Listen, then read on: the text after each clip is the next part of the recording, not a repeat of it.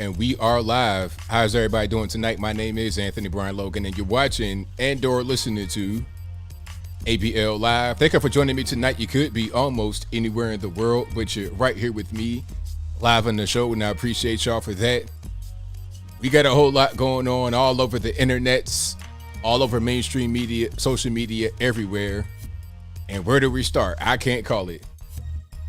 I guess the whole thing with the Uvalde, Texas shooting, that's been kind of that spurred a whole lot of different conversations. A lot of political stuff is going on as a result of that. We saw the whole Beto O'Rourke fallout, and there's a lot of support for Beto, but is it? I can't really tell if that's organic or not. Also, shout out to the brave woman in West Virginia who stopped the mass shooting by herself. This fool pulls up to a graduation party and decides to pull out his AR-15 and start shooting. But then she shoots him, kills him, and the threat is over with. And I like how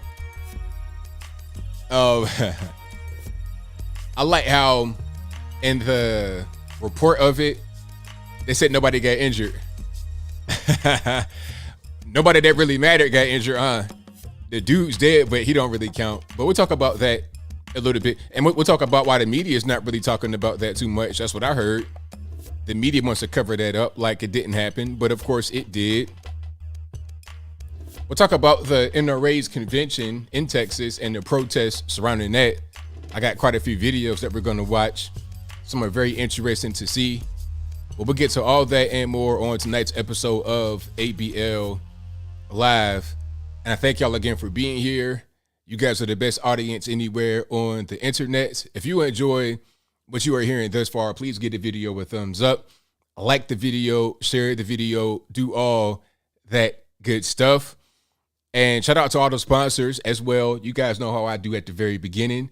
Shout out to me. Shout out to me first. You know, I like to do that every now and again. Shout out to myself. Shout out to ablmerch.com. That is ablmerch.com.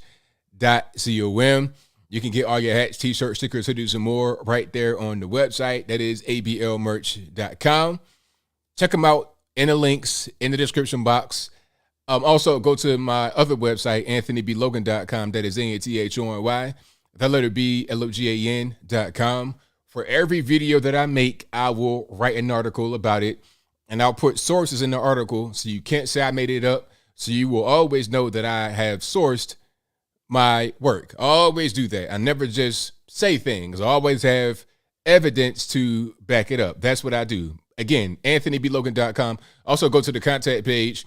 You can go to my social media accounts from there, or you can find them there. You have my Facebook, Twitter, Instagram, all that good stuff is right there on the contact page. I think I'm about to be at 80,000 followers on Instagram. I'm trying to get to 100 before the year is over. That shouldn't be too hard for you guys to go ahead and get that rolling. Facebook, I could take or leave Facebook really, but I just use it because it's there. Twitter, that's pretty important. Shout out to Elon Musk for trying to make that a freer place to be. So again, anthonyblogan.com, that's the website. Also go to patriotpost.us, your best source of news and information. Links for that website will be in the description box. Also go to bhedesigns.com. They make the beautiful handmade wooden flags that are right behind me. You can find ones just like that or whatever you desire for yourself, custom made over at bhedesigns.com. Again, all my links will always be in the description box below the video. Now, that's a good question, Madru. Hopefully I didn't butcher your name. You said, how do you send information? Well, you can email me at contact@anthonyblogan.com. Also, if you go to the website on the contact page, the email will be there, and also my snail mail will be there. So if you want to send me something in the mail, like some physical item, don't send me nothing crazy. I got security on deck, and it will track you down. But nah, you can send it to my P.O. box. That's also listed on the contact page alongside my email address. So all that stuff is right there. Send me whatever you want. It's all good. Whether email, snail mail, whatever it is, choice is yours. Now, we got a whole lot going on. I'm not really sure where to begin.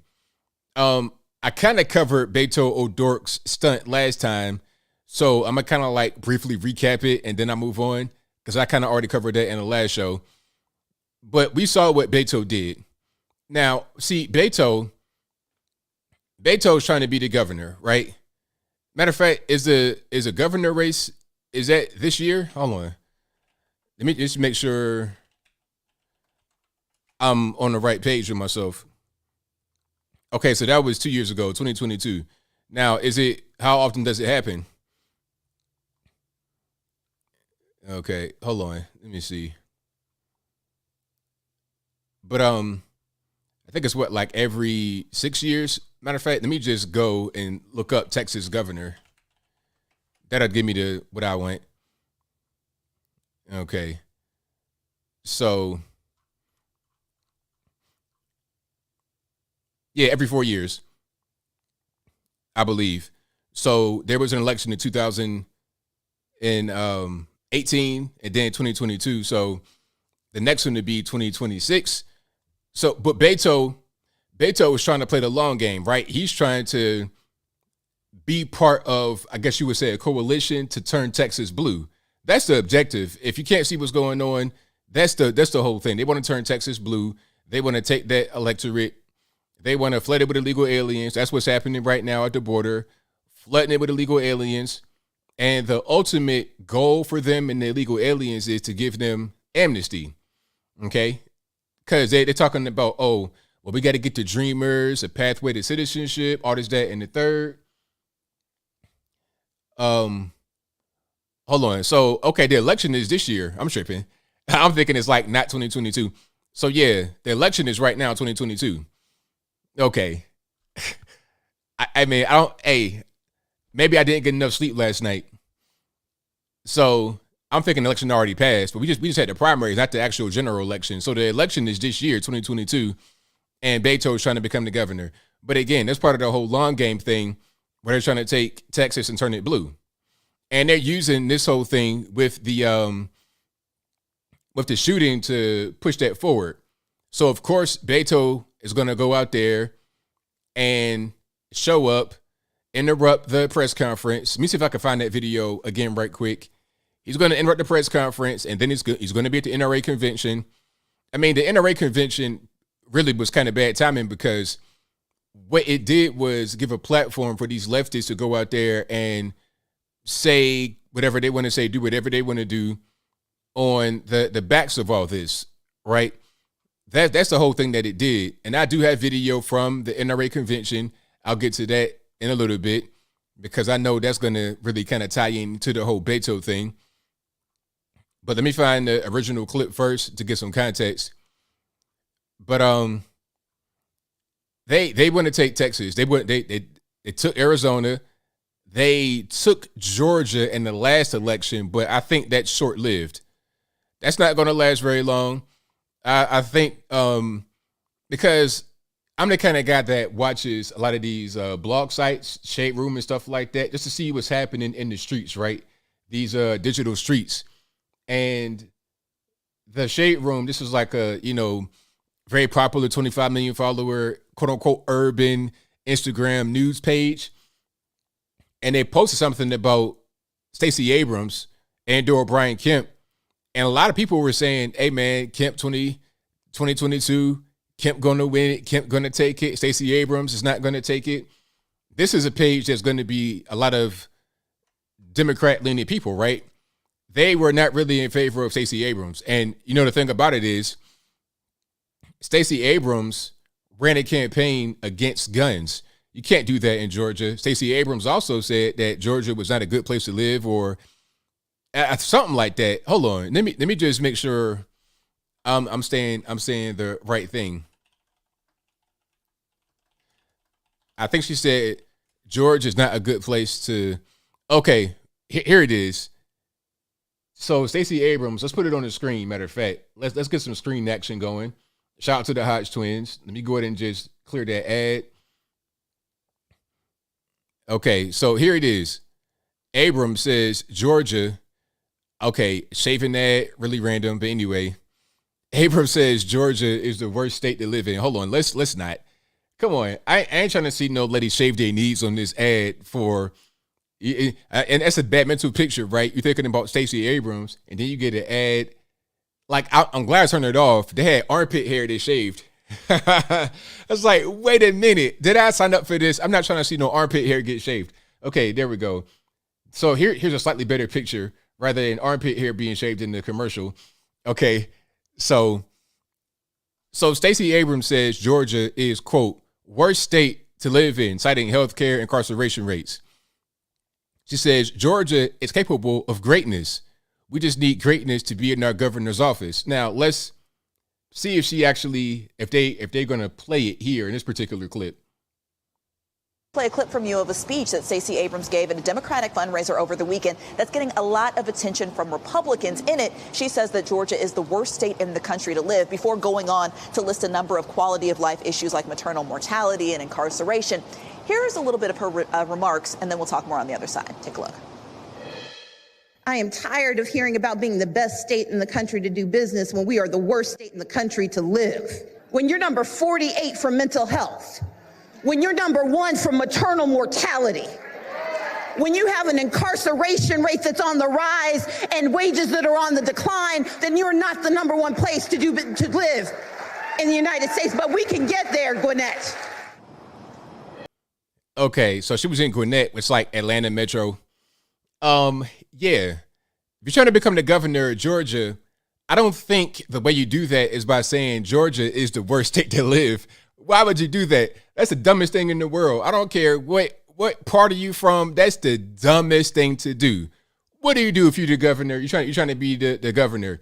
You say, hey, the great citizens of Georgia, the greatest state. Your whole thing is to produce morale for your citizens and the people that work there, people that want to come there. You want to promote tourism and all that kind of stuff and businesses to come there. So if a business wants to move to Georgia and they see you on TV, let's just say she was the governor. She's not the governor now. She's trying to become the governor, trying to unseat Kemp, which ain't going to happen.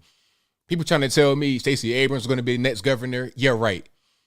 Even a lot of the black folks don't like Stacey Abrams because of her anti-gun stance, but I digress.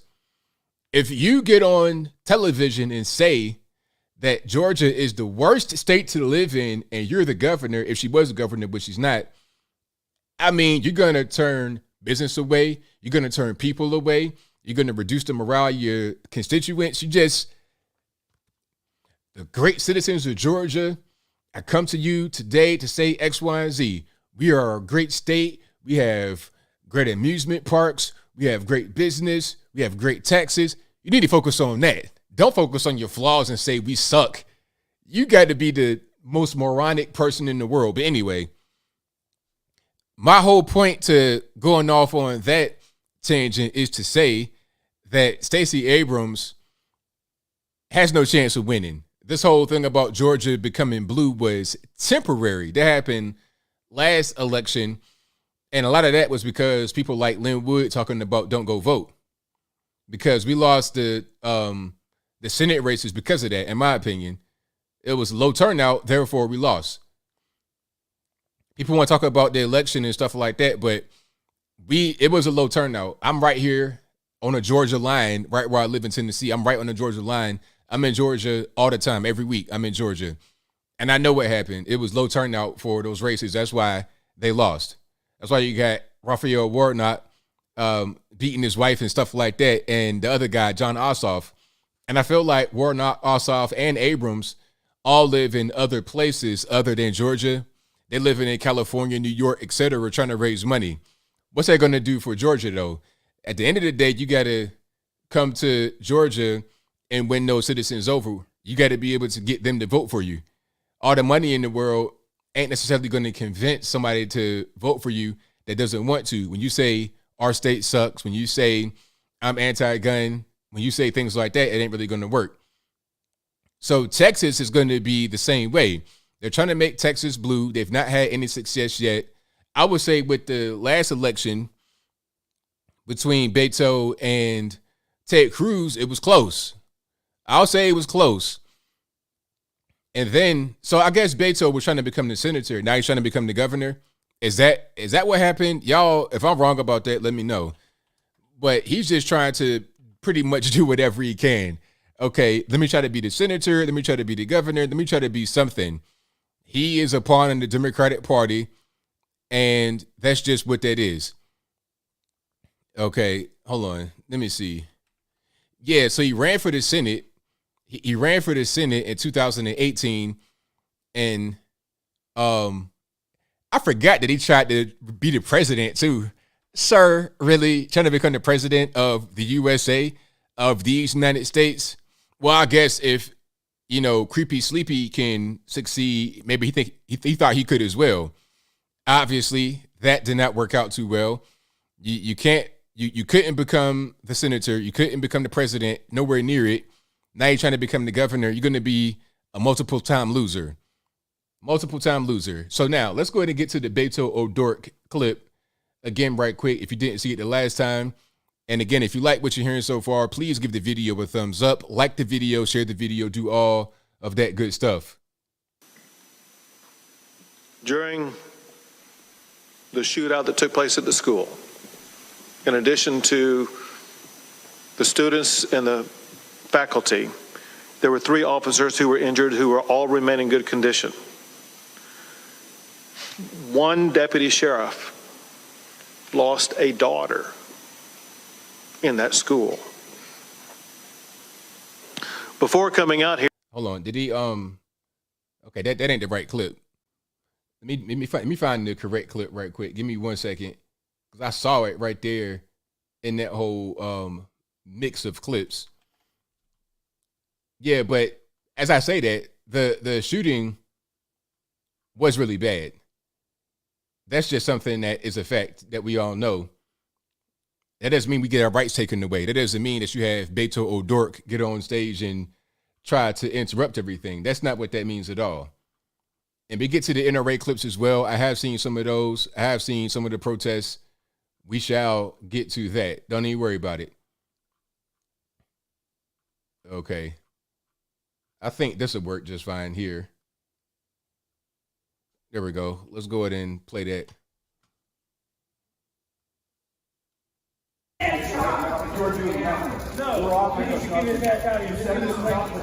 So you see Beto right there, because they were talking about what's happening. You have Texas Governor Greg Abbott, Lieutenant Governor Dan Patrick. This guy right here in the blue that's ending up, cussing a little bit. That's the mayor of Uvalde, Don McLaughlin. And you also have, I don't know if I mentioned Ted Cruz right here. This is totally predictable. Sir, you're out of line. Sir, you are out of line. Sir, you are out of line. Please stop this. Exit. Get out of here. Exit. Get out of here. Please. I can't get to exit. A tragedy happened here. We need to leave. This is not the place to do that. And I was watching that live too. I just happened to be, I think I was eating lunch, right? And I had a TV on in the background, just, minding my business, chilling, eating lunch. And then I saw that. I was like, is that Beto? And it sure was. I had to check the instant snaps and all that kind of stuff to see who that was. And it sure enough was Beto interrupting the press conference. I'm like, see, that right there was just ridiculous, but that's not something that I would not expect from him. So he brought a lot of his cronies out to the NRA protests today, yesterday, etc. And it's weird how you have these NRA conventions in places like right after a shooting. I think there was one in Denver like a week after Columbine. Like, it's crazy the way that these things happen, but they never cancel. I think the Columbine, the one in Denver, that was shortened to like 1 day. But they don't want to make it seem like, and I see why they don't cancel, because if they cancel, what's going to happen is they're acknowledging that they're somehow to blame for this, which they're not any way to blame. The NRA is not to blame for some guy shooting up in school. The NRA is not to blame for the teacher allegedly leaving the door propped open so the shooter could come in.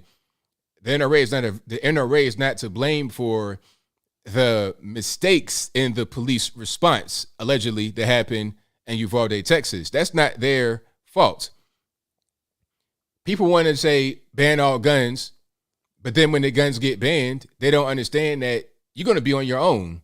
And I'm going to get to that in a little bit. How if you don't have any guns and these criminals have guns and they're going to get them from all over the place, right?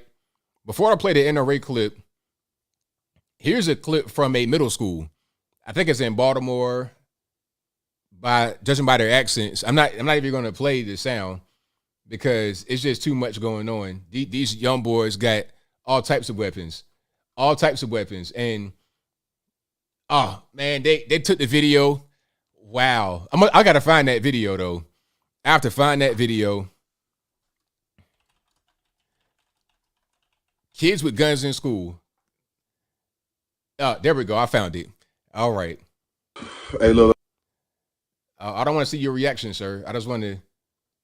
Who's this guy? Like, a tip to any YouTube creators: don't be on your video smoking weed and stuff like that. Just, you know what I mean? That ain't what you want to do. All right. I'm not trying to see you smoke weed, sir. So yeah. Now this is, I believe what I read.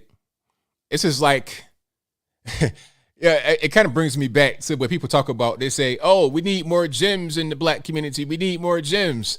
All right, so they're in the gym, right, after school, and this is what they're doing in the gym after school. And I said that on the Destiny debate. I was like, the gym or the rec center, that's where the kids get shot. And look at what you have here. You have a book bag full of guns. Just handguns, just full of it, chock full. Right, so let's go ahead and play this video. I'll take the sound off. We only need this. Matter of fact, let's leave the sound on. Now, you see this right here. This looks like it's a Glock extended magazine, and you see that little device right there. You see that little device on the back of it. That is a Glock switch. You know what a Glock switch does? It turns a semi-automatic pistol into a fully automatic machine gun. That is super illegal. How are these middle school kids getting Glock switches and extended magazines? Where they getting that from? Are they getting the Glock switch from Bob's gun store? No, they're not. They banned bump stocks, which it makes no sense. A Glock switch is a lot more effective than a bump stock. Okay, you can't get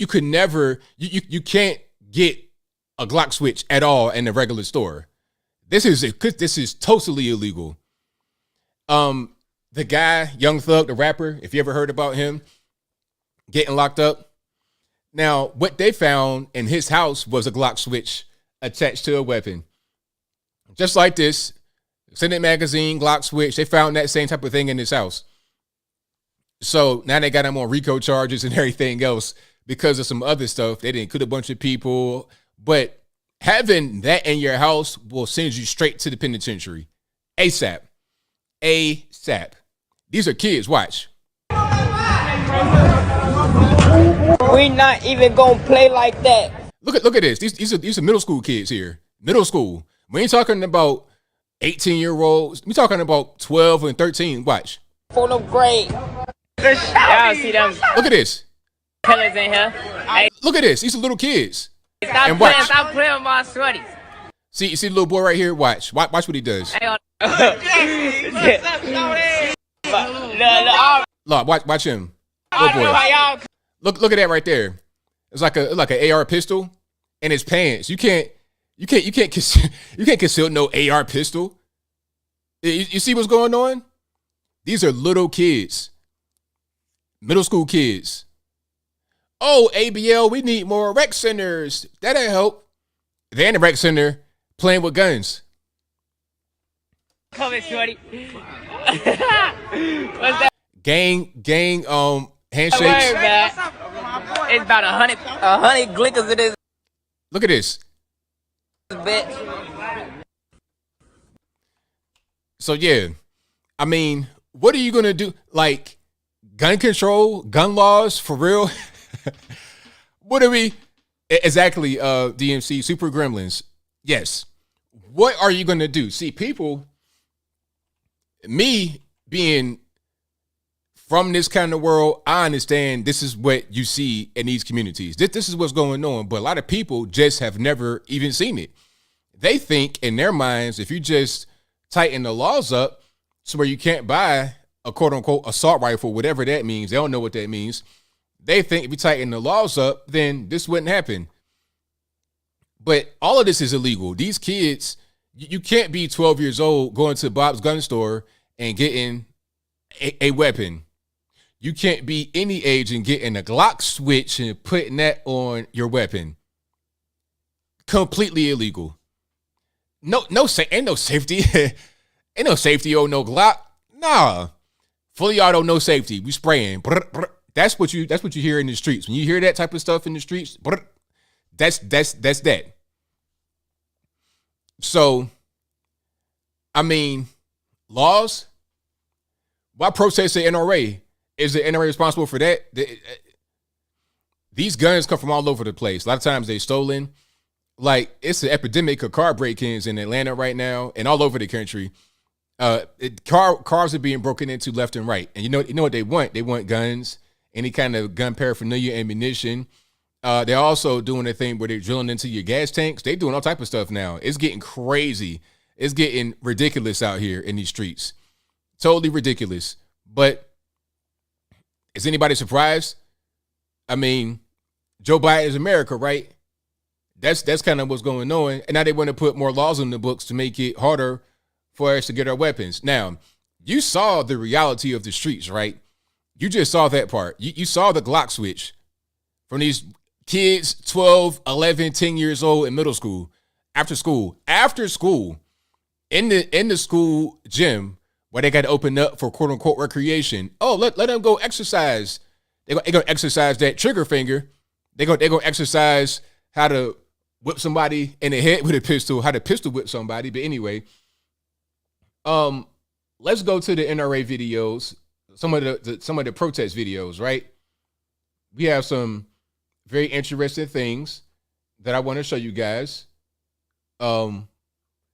So let's start with a threat, shall we? A certain someone threatened the NRA convention. Let's start with that one. Okay. So shout out to H3 podcast. What's his name? Ethan Klein. Is that his wife right there? I think it is.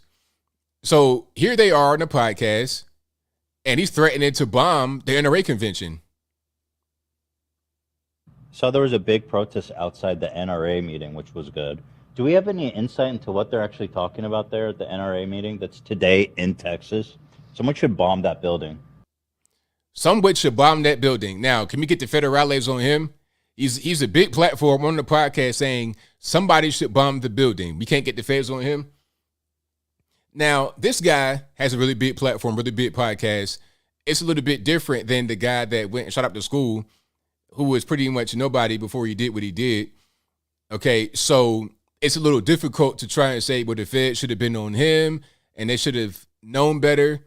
In this case, you should know better because you know who Ethan Klein is. He has a big platform already. But will the feds do anything to him? Well, let's run it back one more time in case you didn't hear it. So there was a big protest outside the NRA meeting, which was good. Do we have any insight into what they're actually talking about there at the NRA meeting that's today in Texas? Someone should bomb that building. Mm-hmm. So, I mean, what are we going to do about that, feds? Are you listening? Are you watching? I know I might have some feds on my... You watching me, trying to hear me say something crazy.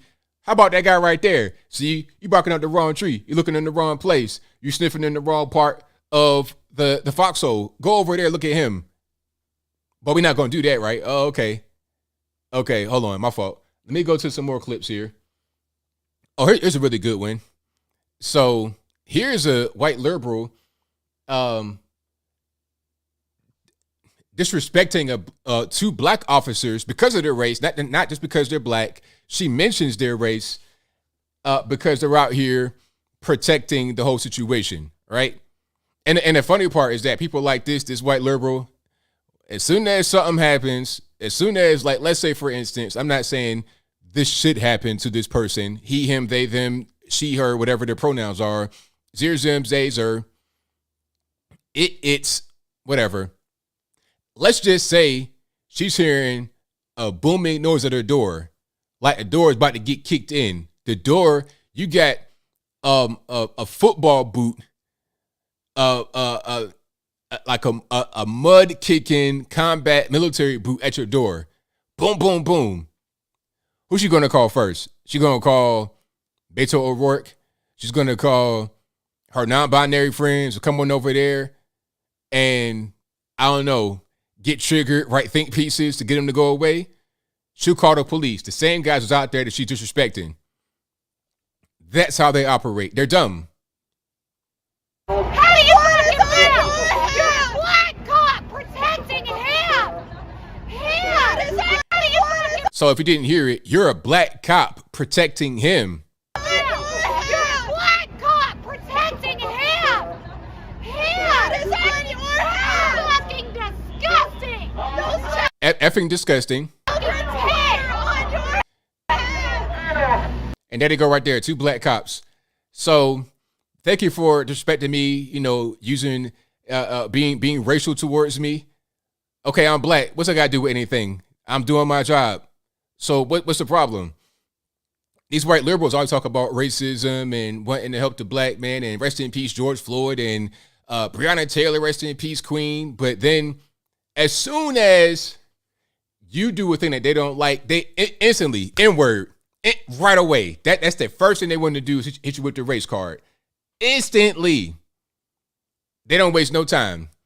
Okay? If you mess their Starbucks order up, N-word, I wanted a venti latte, not something else. This is cold. It's disgusting. Give me my venti latte hot. That's how they do all the time. I've experienced it online. Never in person though. They feel emboldened because they got a lot of people behind them. Now, if it was just her and the one officer, and the officer was not in uniform, she wouldn't do that because she know that she can go ahead and get all of that right there. That Beto shirt would be turned into, that Beto shirt would be turned inside out. Okay, so she wouldn't do that if not for this particular context of feeling kind of safe with officers, with broad daylight, with cameras, and with people that may back her up. That's kind of what's going on. All right. So let's get to some more here. So this says the crowd goes wild as Beto takes the stage at the anti-NRA protests in Houston, Texas.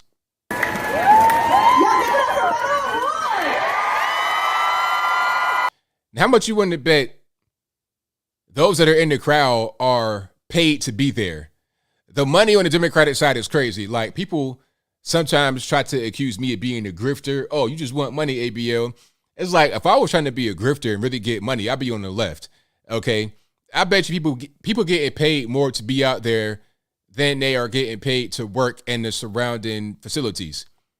You probably get paid more to be in the crowd than you get paid to work in the actual places being held at.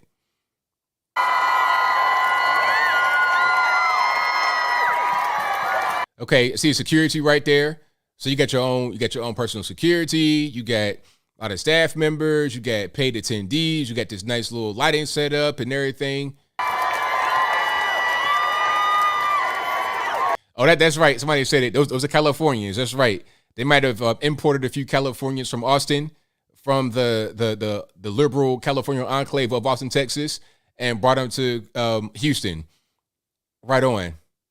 That's a big problem for Texas, though. That's one way that they're trying to turn it blue is by importing not only illegal aliens, but also Californians.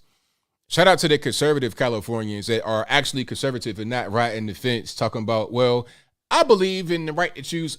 Like, shout out to the actual conservatives of California.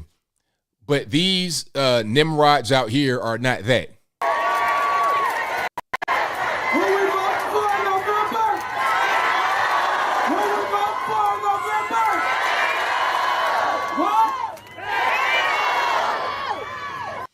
Oh, so there you go. The crowd goes wild for Beto O'Rourke.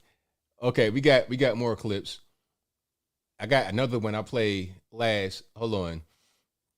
So we have a person with a sign. I'm not quite sure what it says yet, but he, from what I'm reading, because I've read some of the comments before I watched the videos. I've not really seen the video, but he's struggling to hold this sign up. So it's time to go lift, bro.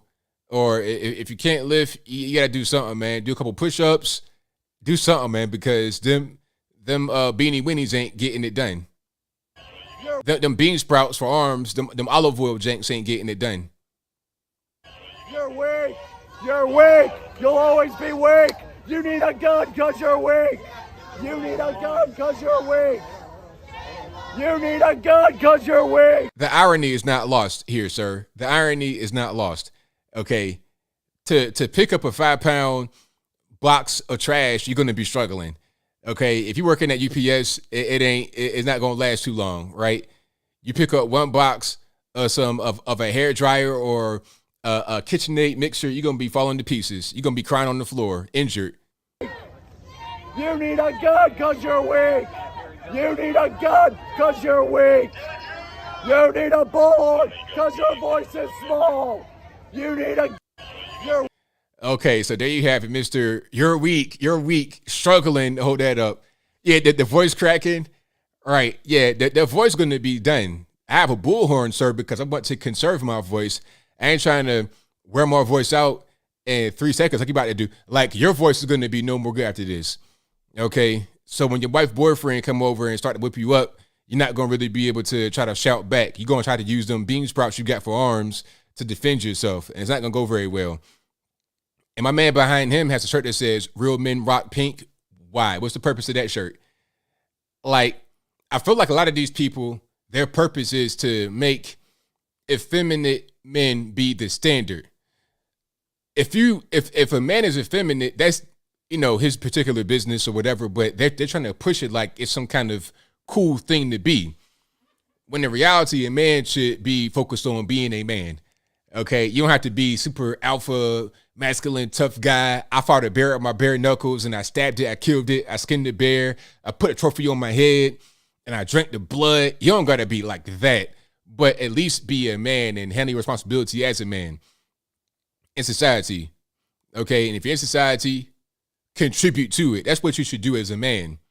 But this stuff right here, you're weak. That ain't really getting it, sir. Anyway, we have more. All right, so here we have a very interesting character. Okay, you could tell that this is not a person that supports the NRA. They are very anti-NRA. You can see from this freeze frame, I'm not really sure where the neck begins and the shoulder. The shoulder begins, the chest is like all kind of like one little amalgamation type situation. I don't know what's going on, but let's hear what them have to say. Piece of shit! Piece of shit! Sorry for the cursing, kids. It's not my fault. Blame the white lady right there. I mean, all right, like if you have a different point of view, let's come with an intelligent argument, shall we? Why just curse? I mean, come with an intelligent argument. Tell me something else. Give me something that give me an argument with a wide vocabulary. How about that? That'll be great. Well, sir, I think your argument is flawed because you don't have all the things necessary to fit my definition of what life is. I think life begins here. Screech, screech, screech is all I hear.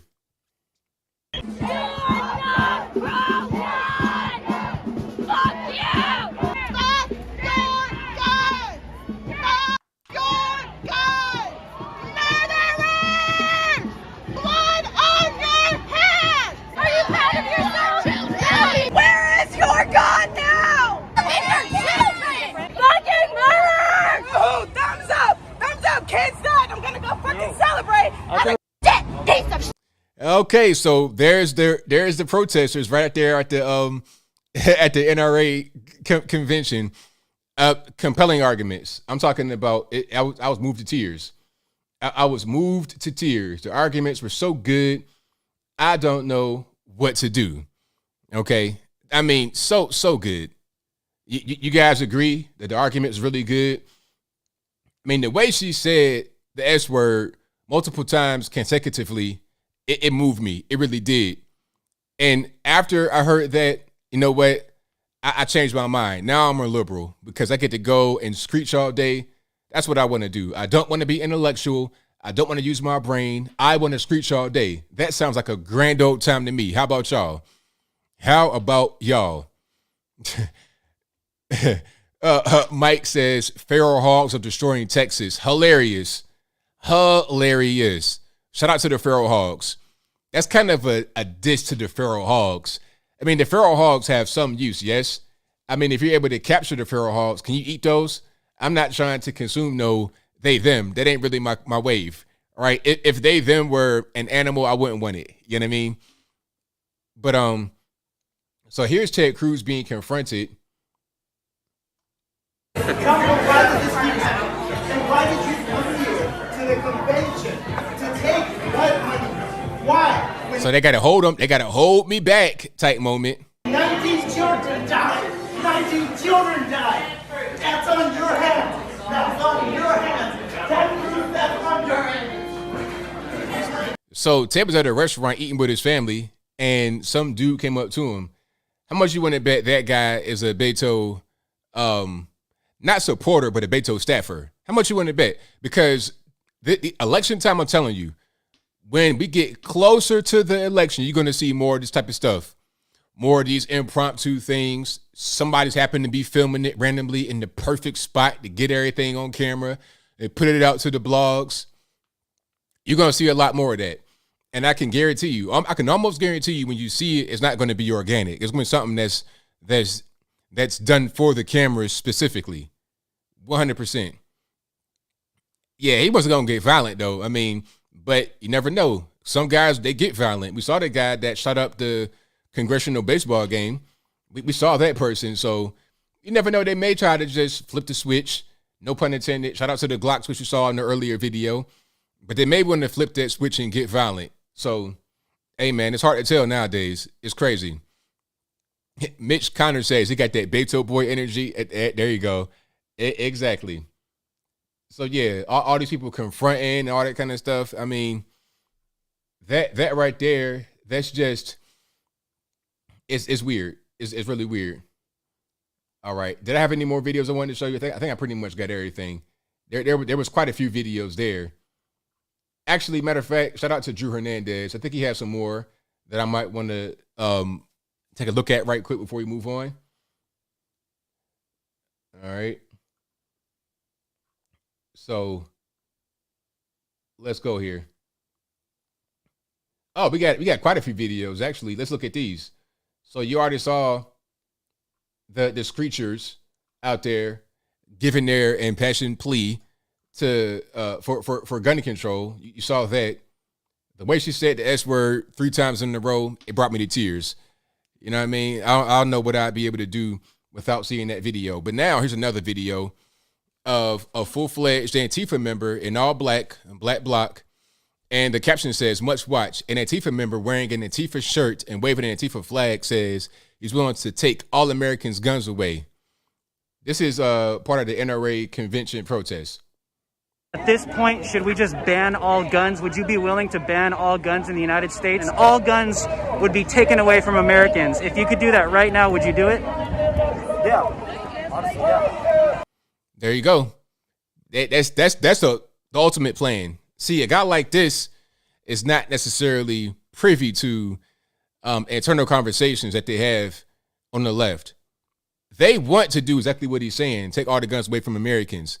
But they would never say it, because the thing about it is, if this guy comes to your door and says, "Hey, give me your guns," it's just not going to happen. It's not going to happen.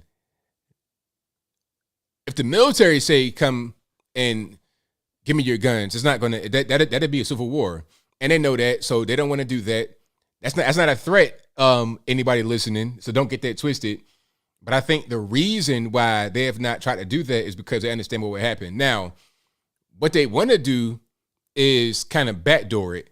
So they want to have universal background checks, but not because they want background checks. Like, I think you got to pass a background check in most states, if not all states. You go to the gun store, you go to Bob's gun store, you got to pass a background check. You buy a gun online, you got to have it sent to a FFL dealer, a federal firearms licensed dealer, and they do a background check there for you to take the gun away. You can't just, you know what I mean?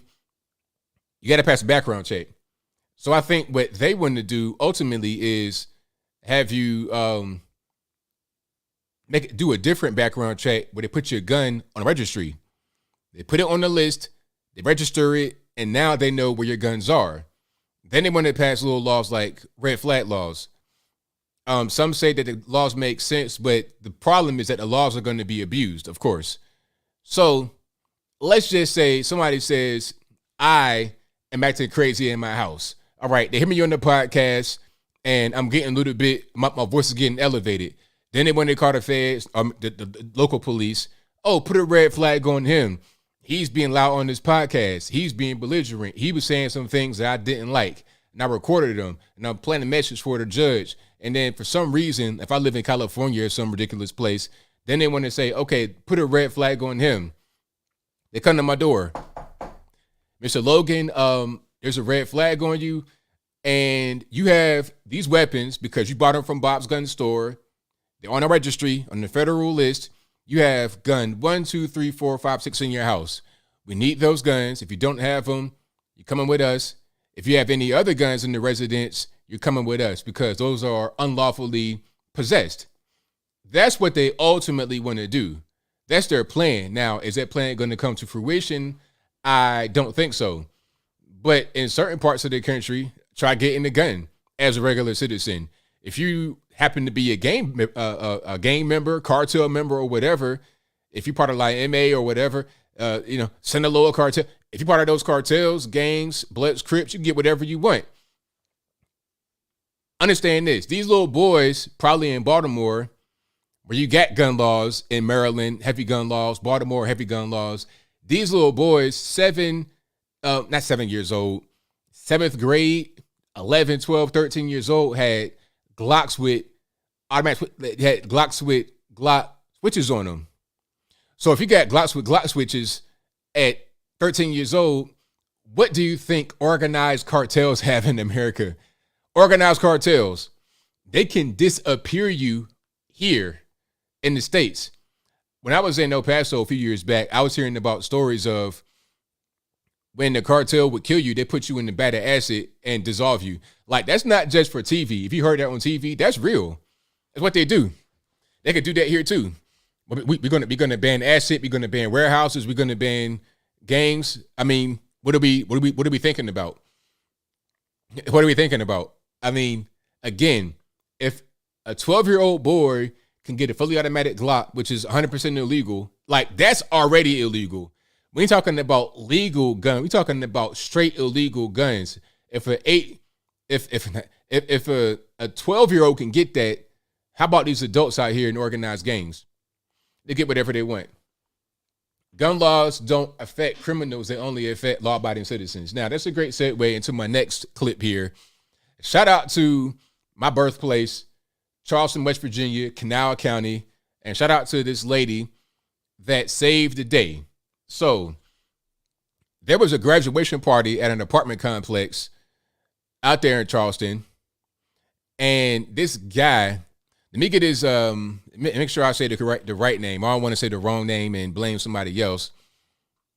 But this guy, Dennis Butler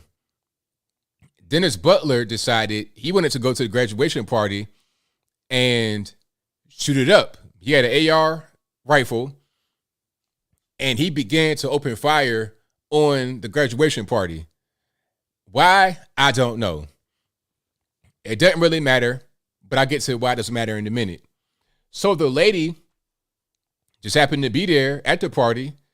She emerged from the crowd with her legally owned pistol, her firearm, shoots him, kills him. He dead, threat over with. And like I said from the beginning, the news out there in West Virginia, they're beautiful. They said that when she did that, nobody got hurt. Nobody that mattered got hurt. Nobody in the crowd got hurt. He dead though. He's hurt, but so what? Who cares about him, right? Nobody got hurt. That's the right thing. The shooter, he's dead. And shout out to the police. They said that the woman, first of all, it's no charges, obviously, because that's clearly she's a hero, needs to get a medal of some kind. I'm not sure what you would get as a civilian for doing something like that, for stopping the mass shooting. But there was a party going on, and it's an apartment complex. So he's saying there could have been at least 20 to 30 deaths right there at that spot if she did not step in and save the day, right? So yeah, shout out to her. I don't know her name, but whoever you are, if you're watching me, shout out to you, okay? A lot of people owe you their life. So you did the 100% right thing, and that's what we need more of in America. People doing the right thing, people having arms to defend themselves. Look at it this way. If the Antifa boy, if this guy right here that we just saw, if he got his way and was able to ban law-abiding citizens from having their weapons, what would have been a result of that? The criminal's going to have his gun. Again, little kids, 12 years old, got Glock switches, fully automatic Glocks, totally illegal. You can't buy that in the store at all, but they got that.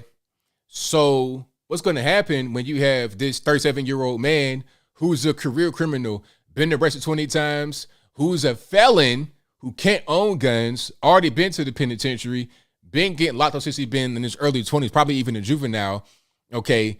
Violent, probably battery, all types of stuff, right? Robbery, malicious wounding, allegedly. This guy has his gun. He's a criminal, can't have guns, convicted felon, and he's getting ready to shoot. Now, you as a regular normie, law-abiding citizen, I can't have guns, I don't have a gun on me. You're totally vulnerable. You want to get on the phone with the police. You want to get on the phone with the police, but guess what? The police can't get there in time. The police have a response time. It may take them 5 minutes, 10 minutes, 15 minutes, who knows how long. Who knows how far this is from the nearest police station. Now, luckily, you in Charleston, you're not up in Sissonville or you way out Logan or somewhere like that. You're not going to be close to the police. You're lucky you're not way down the river, Quincy or somewhere like that. You're gonna have county police at best, and they're gonna show up, and it might be a little bit too late. By the time the police get there, it's already over with. It's already been done. The people are deceased, and now they're there to try and find this guy that probably done offed himself with the rifle after it. So if you're a citizen, it's your right to be armed. If you don't want to be armed, you don't have to be, but it's your right to be armed. And understand that you can't rely on the police to save you. They're not going to be there to save you. You might have some officers that are going to be able to get there in time and save you, but what's better? Somebody on the phone, you trying to talk to them, asking you questions, where are you at? What time is it? What's the location? Doing all this right here, or taking your gun out, pop, and he dead. What's better? It's simple. It's very simple, but people don't really understand that. They don't get it.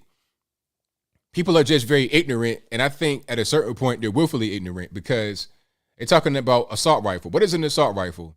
I've asked that question to a lot of people that think they should ban assault rifles, but they don't really have a good answer. They'll say, oh, well, an assault rifle has a high rate of fire. What? High rate of fire? You put a trigger one time, the bullet comes out. So how is that higher than just like a regular handgun? 6-hour Glock, whatever it is. How is it higher than a regular handgun? It's not fully automatic. You can't buy no fully automatic weapon. And I mean, unless you got $10,000 or something crazy. Unless to buy a fully automatic weapon, you're going to get an old weapon. First of all, it's going to be old from back in the 80s before Reagan came in. First. Second, you got to contact the federales, and they're going to do a background check on you for sure. And you got to spend you got to get a tax stamp, all types of stuff. And how are you going to find one of those? It's not going to be cheap. You got to find it like somebody got to sell it on the market, and it's going to be very expensive. You got 10 bands to spare for one gun? I think not. Okay, you're not finding no fully automatic weapon. Regular person would never have access to that just to own in their house or just to use or carry or something like that. It ain't going to happen. Regular normie goes to Bob's gun store, is going to get a regular handgun, 9mm, or maybe a rifle, AR or something like that. Okay, they wouldn't have been not AR pistols, but AR-15 rifles. But a rifle is a rifle at the end of the day. If it's magazine fed, it is what it is. It's the same thing. It's no bolt action type thing. One of those type of, what I mean? We're not trying to do anything crazy like that. No vintage weapons. It's all the same, but they look at it because it's black and it looks tactical and scary. They think that it has a different rate of fire than like a rifle with a wood grain on it. Matter of fact, let's how about we just change the design, change the color of the AR, keep all the rail system and everything on it the same way it is, but make it be wood grain. And people wouldn't even they wouldn't even know what it is. They wouldn't even know what it is. Okay. Armor light, that's right, Kofefe. Armor light, that's what AR is. Harley Rider says you need a class 3 license from the feds to own an automatic weapon. Exactly. The average person would never get that. They're not gonna get that unless they get something illegally, they steal it or something. But if you're a law-abiding citizen, chances are you're not gonna have access to a fully auto. You'll get a semi-auto at best. You might get a revolver or a pump-action shotgun. That's what they want. But a shotgun is a lot more dangerous. I saw a guy that got shot with a shotgun. I mean, all of this right here was just torn to pieces. He got hit one time, bam, point blank. All of that right there, skin grafts, face halfway gone. It was crazy. It was crazy. Wheelchair bound from one shot. Yeah, and it's a shotgun, that's okay for defense, but personally, a rifle is much easier. One thing about it, they want to ban the AR-15 or they want to just attack rifles in general because they're probably the best weapon to use. A handgun is good for being able to conceal it on you, carry it in certain places for self-defense. And that situation, like let's say you're the lady in West Virginia who happened to shoot this person shooting at the party, that is best for that situation. You get the guy, surprise, whatever, boom, boom, he's dead. But if you just at your house and you got a home invasion going on, I saw a video where there was 4 guys. Matter of fact, let me see if I can find that.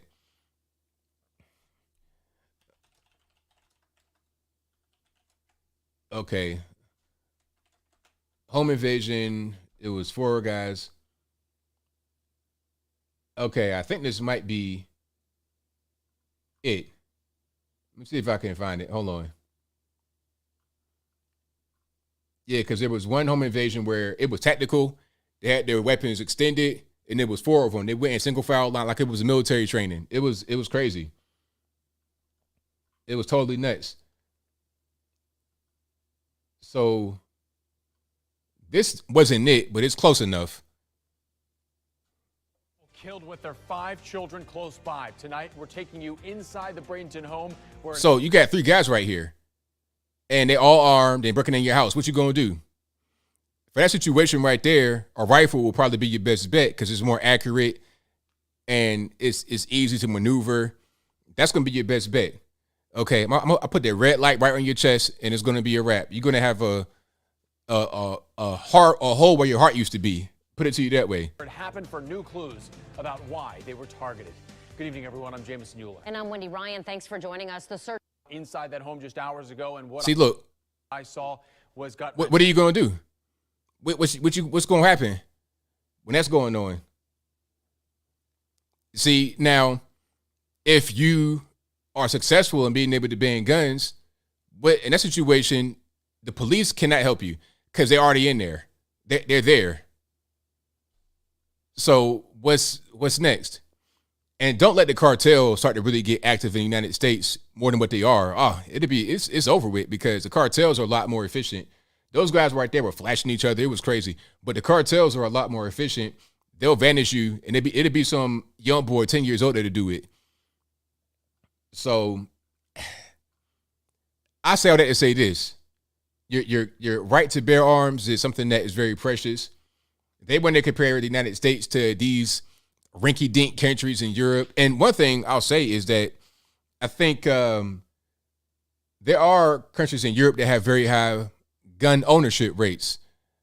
I think Switzerland has a very high gun ownership rate. But they don't talk about how they have a very high gun ownership rate, but yet they don't have all these violent crimes and mass shootings. They don't talk about that part. They don't talk about how a lot of the mass shootings are in areas where it's like a soft target. Okay. So let's check it out. So Switzerland has a stunningly high rate of gun ownership, and they don't have mass shootings. And they probably tried to explain it. Let me see. So no mass shooting in 21 years, and there's one every day in the U.S. allegedly. The Swiss have strict rules who can get a gun and take firearms training very seriously. Okay, let's say no thanks. Okay. Let's see. So Switzerland is obsessed with shooting right. Every year it holds a shooting contest for kids aged 13 to 17. Right? So if you had something like that here, that'd be bad, right? We used to have that here in the United States too. We had that here. We had you could bring your gun to school, and there were shooting groups and classes in school. You could do that. But what changed? I think the culture of people changed in the United States, and mixing cultures that don't always mix together, kind of mental health, all that kind of stuff played a part. Okay. Citizens are armed. They're always neutral. They don't really fight in the wars. Most Swiss men are required to learn how to use a gun. That'd be good. We could do that here. I wouldn't be against that. Require gun training. I wouldn't be against it. Okay. A quarter of the gun-toting Swiss use their weapons for the military or police duty. That's fine.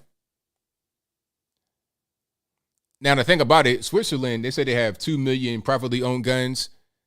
But how big is the country? Let's see the population. Switzerland is a small country. Europe is actually very small as a whole. So they only have 8.6 million people. That's the size of New York City. All right. Matter of fact, hold on.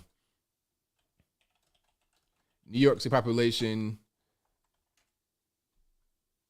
Let me see what it's going to say. So 8.3 million. So it's a small place. So let's compare Switzerland to, I don't know, Iowa or something like that. It'd be similar, wouldn't it? Certain states in the United States are going to be different. Like if you saw Europe as one whole thing, you could say, okay, you got a war happening right now in Ukraine. Therefore, Europe is violent, right? Or you have a lot of strife happening right now in Paris and in London with the gangs and whatnot, knife crime. Therefore, Europe is violent. Okay, how about you have problems happening in the Balkan region, Kosovo and Yugoslavia? You had that war going on too in the 90s.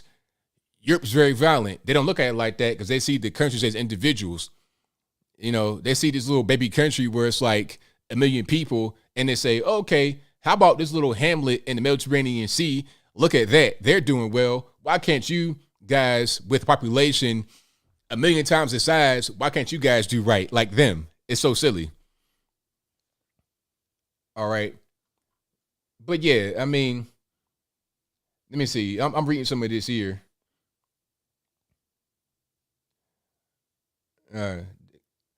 So they might not be able to get long guns.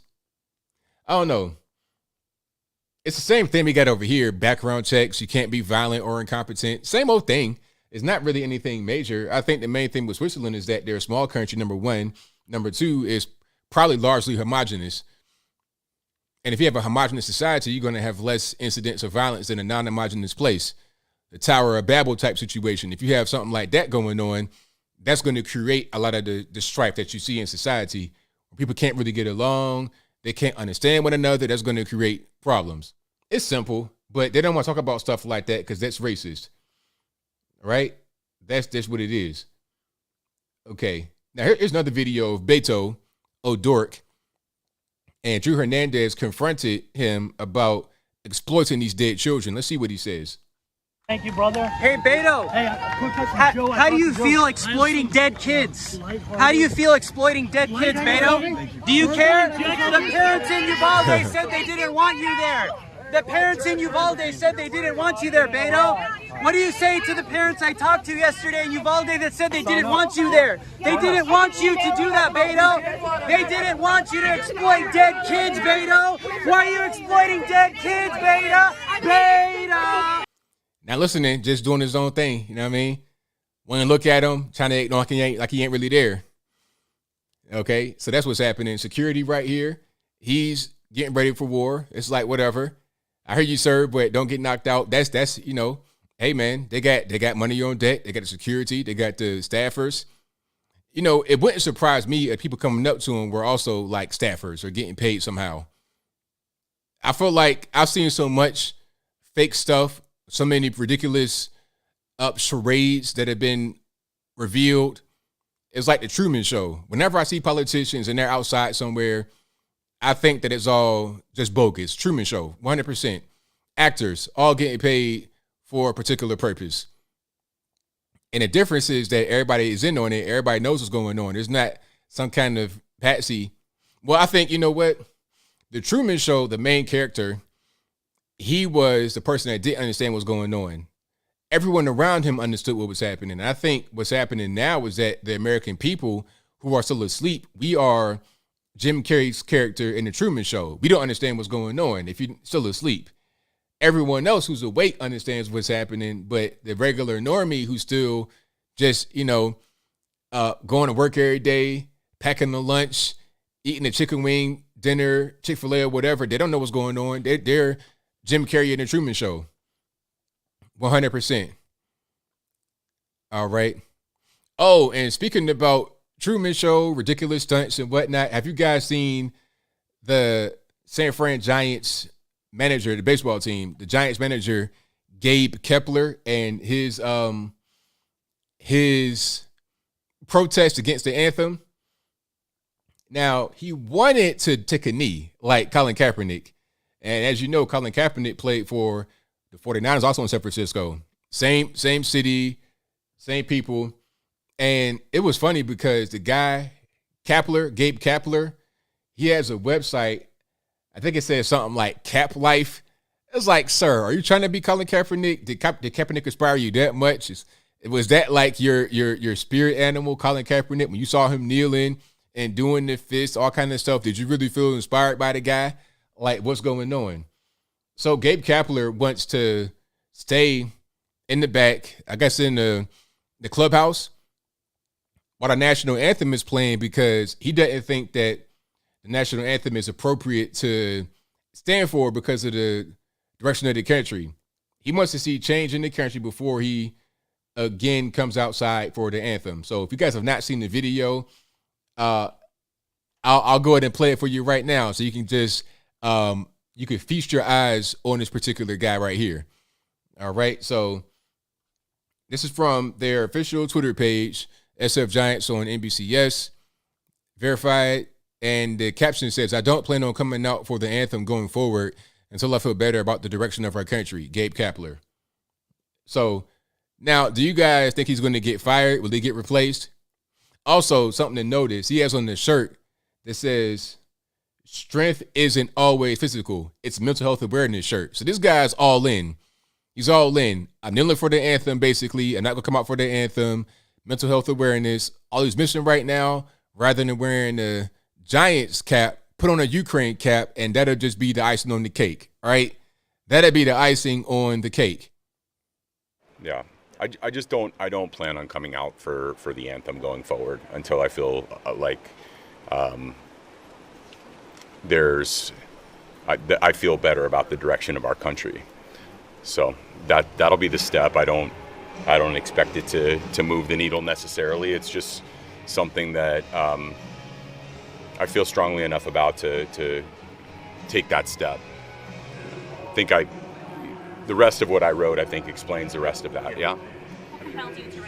So he also has a blog post, like an 800-word blog post, expressing his feelings, talking about his dad, and all types of just all types of stuff. But I read the blog post from a recent video, and if you read the blog post, it's full of just stuff from the news media. One thing I want to say before he continues, what the news media does, as I said in my video earlier today, they fill in the blanks for you. So if you see something on television and you don't quite know how to feel, you're still trying to process it, you don't really know what to feel, you don't know what the politically correct thing to say or do is, the media fills in the blanks for you. They'll say, oh, well, the gun lobby, they're behind this, and blame the Republicans, the senators in D.C., 50 senators in D.C., they're to blame for this. They'll tell you what to think and what to believe and how to fill in certain blanks. That's their job as the media. Okay, so then when you see his blog post, it's full of all these things that the media says to fill in the blank. It's like going to Wikipedia and copying that for a research paper. That's what they do to you mentally when they keep brainwashing you with all these things. So when I get callers that talk about these media talking points, I ask them questions about it. It's like, why do you think that? They have a hard time answering because it was never an original thought. It was always what the media told them to think. They thought, oh, this is right to feel this way because the television told me to. CNN said it. I trust Brian Stelter for some reason. He looks like a drag queen who was off the clock. You understand what I'm saying? About to go home to his family. But anyway, they trust whatever he says. And he'll tell you whatever he wants you to hear. He'll tell you misdirections, falsehoods, straight up lies, and won't correct it. That's what they do. But I digress. Let's see what he says to wrap his statement on up here. I was having a hard time articulating my thoughts the day of the shooting and the day we went out there on the line. And sometimes for me, it takes me a couple of days to put everything together. I knew that I was not in my best space mentally, and I knew that it was in connection with some of the hypocrisy of standing for the National Anthem and how it coincided with the moment of silence and how those two things didn't sync up well for me. But I wasn't quite sure. I couldn't make sense of it in real time. And it took me a couple of days to pull all my thoughts together and to be able to articulate them clearly. Sometimes that happens for me. That's why I don't necessarily always talk on the spot. I want some time to think it through. And you know what? I remember back in the day where baseball was more for the masculine guys. Like I said before, you don't got to be a big tough guy killing bears and all that type of stuff. You don't got to be that guy, but it was for masculine guys. It was for men. You know, you have your dad take you to the baseball game and explain to you what's going on and all that, Cracker Jacks and the whole nine. You know, it wasn't a place for this type of energy, but now it's like it's kind of been infected with it. And I feel like this kind of energy has also infected men in general. You know, and I think that's part of the reason why Trump had lost some of the white male vote, because he gained some of the black and Hispanic vote because a lot of them were turned on to him for the first time, but he lost some of the white male vote. And obviously that's going to be the biggest piece of the vote, and they're going to vote for him more than anybody else. But he lost some of them because a lot of these guys are being brainwashed, just like he is, by television, by all of the television, movies, music, academia, K through 12, college. They're being brainwashed. So when you see people talking, having an average conversation, what is it about? Like, what are we talking about? We're talking about think pieces and feelings and things that men did not typically talk about before because we didn't really have time to be worried about that. We worried about, you know, more serious things. But these guys nowadays, they kind of fall into that category. And it's creating a lot of problems in society. It's creating big problems in a society where guys cannot stand up, to the point where you have men, biological XY men, going to the penitentiary with XX women and getting them pregnant. And it's like, oh, no big deal. I saw that today. I saw an interview. I won't say nobody's name, where the person was talking to a guy about the trans inmate impregnating not one but two women at the same penitentiary. He's like, oh, what's wrong with that? Deadpan, dead face. Like, it won't, okay, there's nothing going on. Like, that's not really a thing to be worried about. Like, we can't, like, that's not okay, but people don't even really understand it that way because they think that trans women are women. You see what I'm saying? It's the media putting things in your head to connect the dots. That's what they do. So, yeah, not a fan of what's going on here with your man, Gabe Kepler, at all. Shout out to all the baseball fans. Shout out to all the Giants fans. Hopefully it's not your team. Hopefully they get rid of that guy. But the way things are now, I saw the BLM stuff in Major League Baseball. I saw it in the NBA. I saw it in the NFL. I saw it, I think, even in Major League Soccer, if I'm not mistaken. Hockey, everybody had the stuff. So it's like, was that just for a brief period of time during the whole George Floyd thing? Or is that going to be permanent going forward with other things? Because they always want to link LGBT to people of color, have to be the same thing. Put the colors and the gays in one pot. That's what they're thinking, right? That's what it is. It's like, put us all together and let's uprise. But I'm not gay. Why I got to be put in that pot with somebody that's gay? I'm just me. Why I got to get put in this black and gay pot? What's that got to do with me? Leave me alone. Leave me out of it. But that's the kind of battle we're fighting nowadays. From people that say that they're not racist, we're fighting them so they'll stop being racist. It's like they call themselves anti-racist, but we got to be the actual anti-racist. But they've taken that term, they've taken that term and turned it into a thing that means something negative. The term anti-racist now means to be racist. It's so weird what's going on. But that's why I'm glad we have spaces like this to be able to talk about these things, to get it out there into the public. Because if we did not have these spaces, how would you even know about the lady that shot the mass shooting in West Virginia? I was reading the comments. Hey, I didn't see that in the news. Why wasn't that on the news? That's good information to know. Glad I found it out here first. That should be a feel-good story, right? People always say, where are the positive stories? Where are the feel-good stories? And I was reading today, I forget who it was, somebody in Congress talking about, there's never a good guy with a gun. I presented a story, the media, crickets, won't cover it at all. All they want to do is cover when something bad happens and nobody saves the day. They don't talk about all the times when the shooting has been thwarted, when the shooter has been thwarted.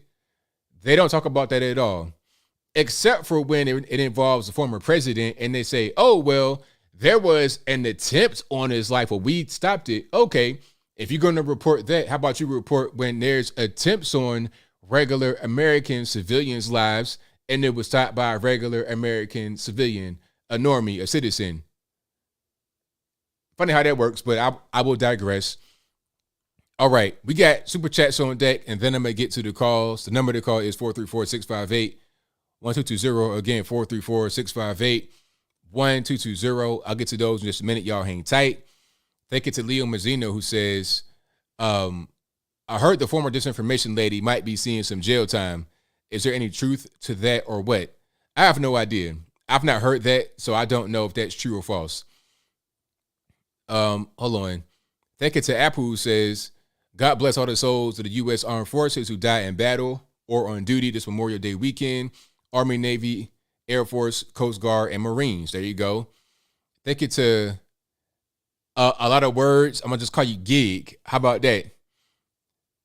Thank you to Gig, who says, coming from a gun owner, I also dislike the NRA, so I'm kind of split on this NRA protest situation. Well, I mean, you have a research of protesting. See, my question would be to you is, why do you dislike them? Do you dislike them because of their organizational practices, what they do as the NRA, or do you dislike them because they support gun ownership? I think those that are out there protesting aren't necessarily against the NRA and what they do and their internal workings and their politics.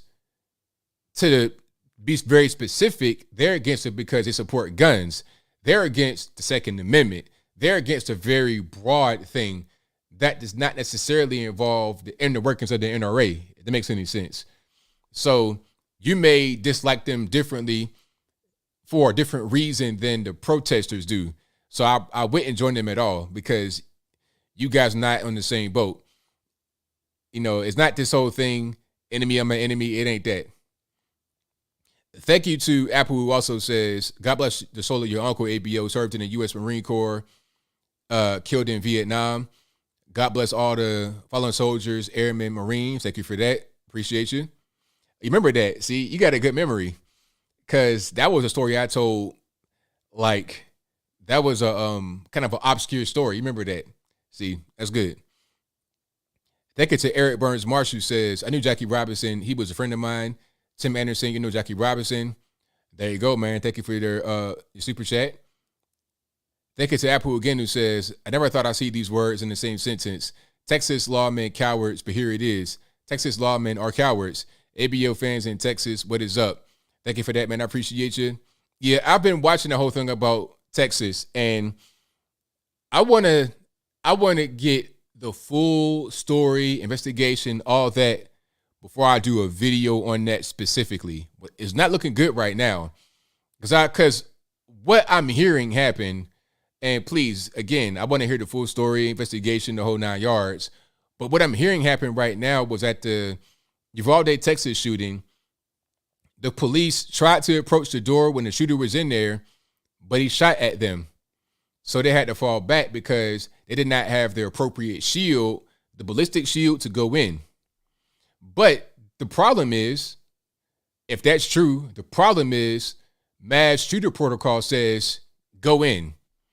Go in. That's what it says. So I don't know what happened. There was a cacophony of errors. The door being propped open allegedly by a teacher, police not going in, not having the right equipment, not following protocol. It took the Border Patrol. I think he had I'm hearing stories about somebody, it might have been Border Patrol or somebody else, grabbing the shotgun from somebody, borrowing it, and running in there to shoot the guy, running in there to get their kids. That's what I'm hearing about. So, I mean, it's a lot going on, but I think the moral of the story is the police really can't save you all the time. Usually they can't save you. If the shooter is right in front of your face, the police can't save you at that point. And there's also a good reason to follow protocol all the time. Don't get comfortable. Don't relax.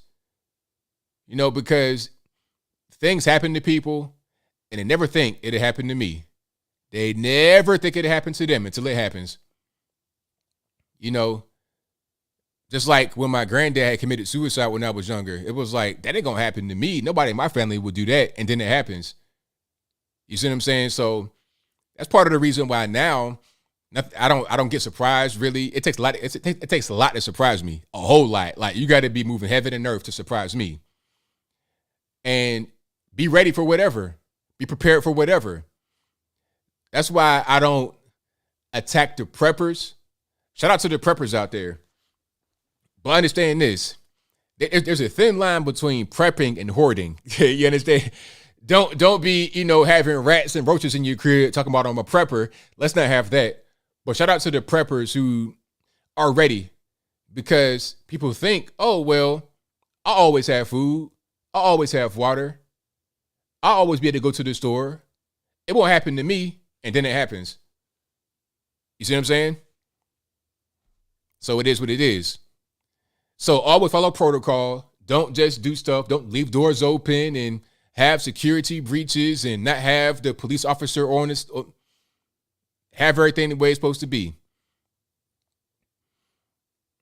All right. Shout out to Apple again, who says, growing up, I knew nothing about politics, but I did know that politicians left and right will resign for honor's sake, but not one Texas law enforcement official has resigned yet. Absolute disgrace. Again, you got to get down to the bottom of it, man. I don't want to just say that we should do that. Let's get down to the bottom of it. Ian Kinney says, I refuse to be lectured on gun control by the same government who armed Mexican drug cartels and the Taliban in Afghanistan. What a bunch of clowns. Very good point. Yes, they did. Fast and Furious. That's documented. Talking about the guns will come back to us. How? How are they going to come back to y'all? What, you going to trace them in crimes? What, you going to pick up the bullet casings after the shell cases after they get used to kill some people in the cartel? That was so dumb. Oh, we're going to track them to the head of the cartel. Be for real. The dumbest thing. All they did was just arm the cartels with thousands of weapons. And then in Afghanistan as well, they went on a parade with our equipment. Matter of fact, hold on. Let me see if I can find this. Okay, yeah, it came up right in the thing. Okay, watch this right here. All right. So they literally had a parade with our equipment. Literally, watch. Tanks. Playing their music and all of that. They got these Toyota trucks, I think.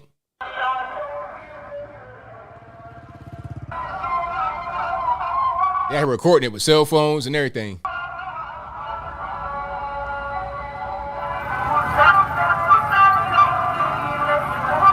Look, they got body armor, helmets, everything.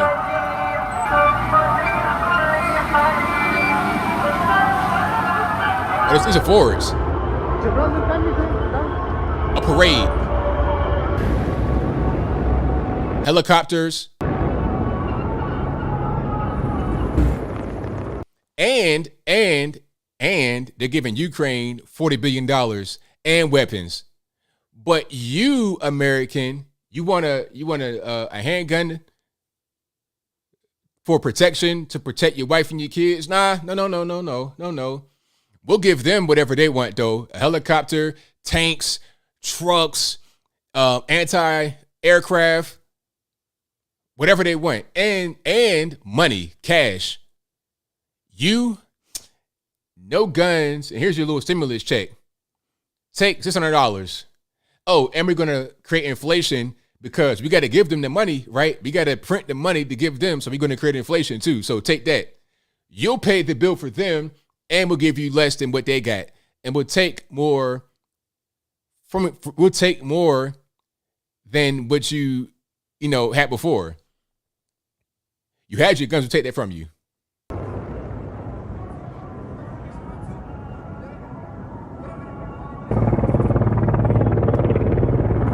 So yeah, makes a lot of sense right there, don't it? It's crazy. It's crazy, but that's what's going on nowadays. That's what's happening today. That's what's hot in these streets. But let me continue with the super chats.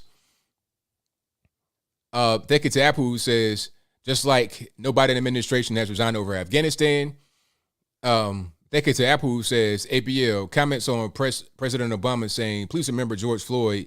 Even if there are 20 children just murdered. Funny how BLM's quiet about Buffalo now when the BLM Antifa type just committed a shooting. Yeah, you know what?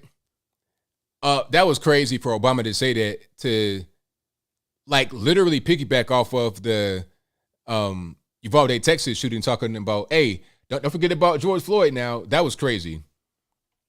But that's what Obama does. I'm not surprised at all. That's just kind of what it is. That's what he does. Thank you to Tommy DeWalker, who says, what's your opinion on independent candidates? They don't have a chance nationally, usually. Typically, I'm against them because it's hard. They're kind of unelectable, usually. They got to get to a really big platform, like a Bernie Sanders.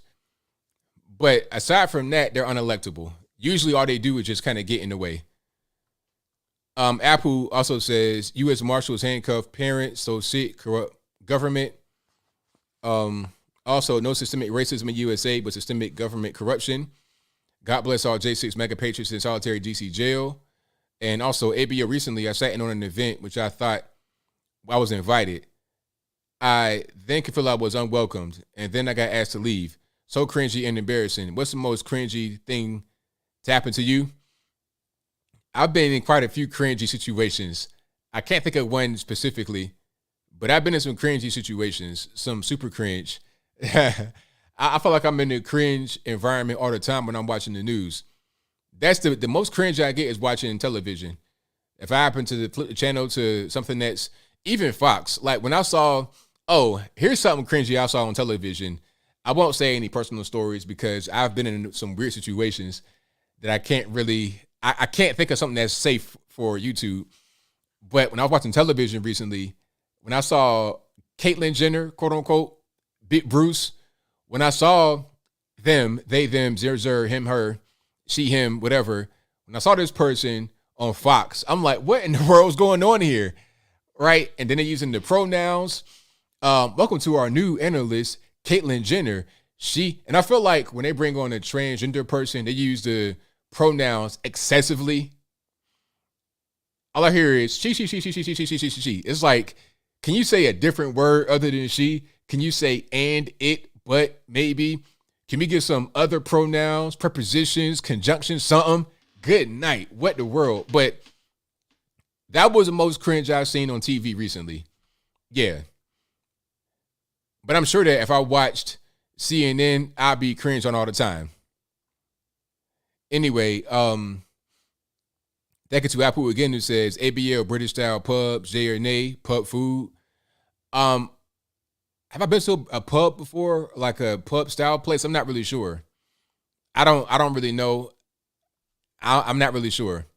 I've not been to UK, so I don't really know what a pub looks like on the inside. I mean, I see TV and stuff like that, but I'm not sure if that's correct. I guess it'd be a bar, right? Like a pub, that'd be the equivalent to a bar. So bar food, like what's pub food? All I know here is like chicken wings, that type of thing. You go to Applebee's, you get boneless wings, that type of, you know what I mean? American food where it's just kind of like junk a little bit. All right, shout out to Mallory Frost, who says, what's up, ABL? In your opinion, what's your confidence level we get a Republican president back in office in 2024?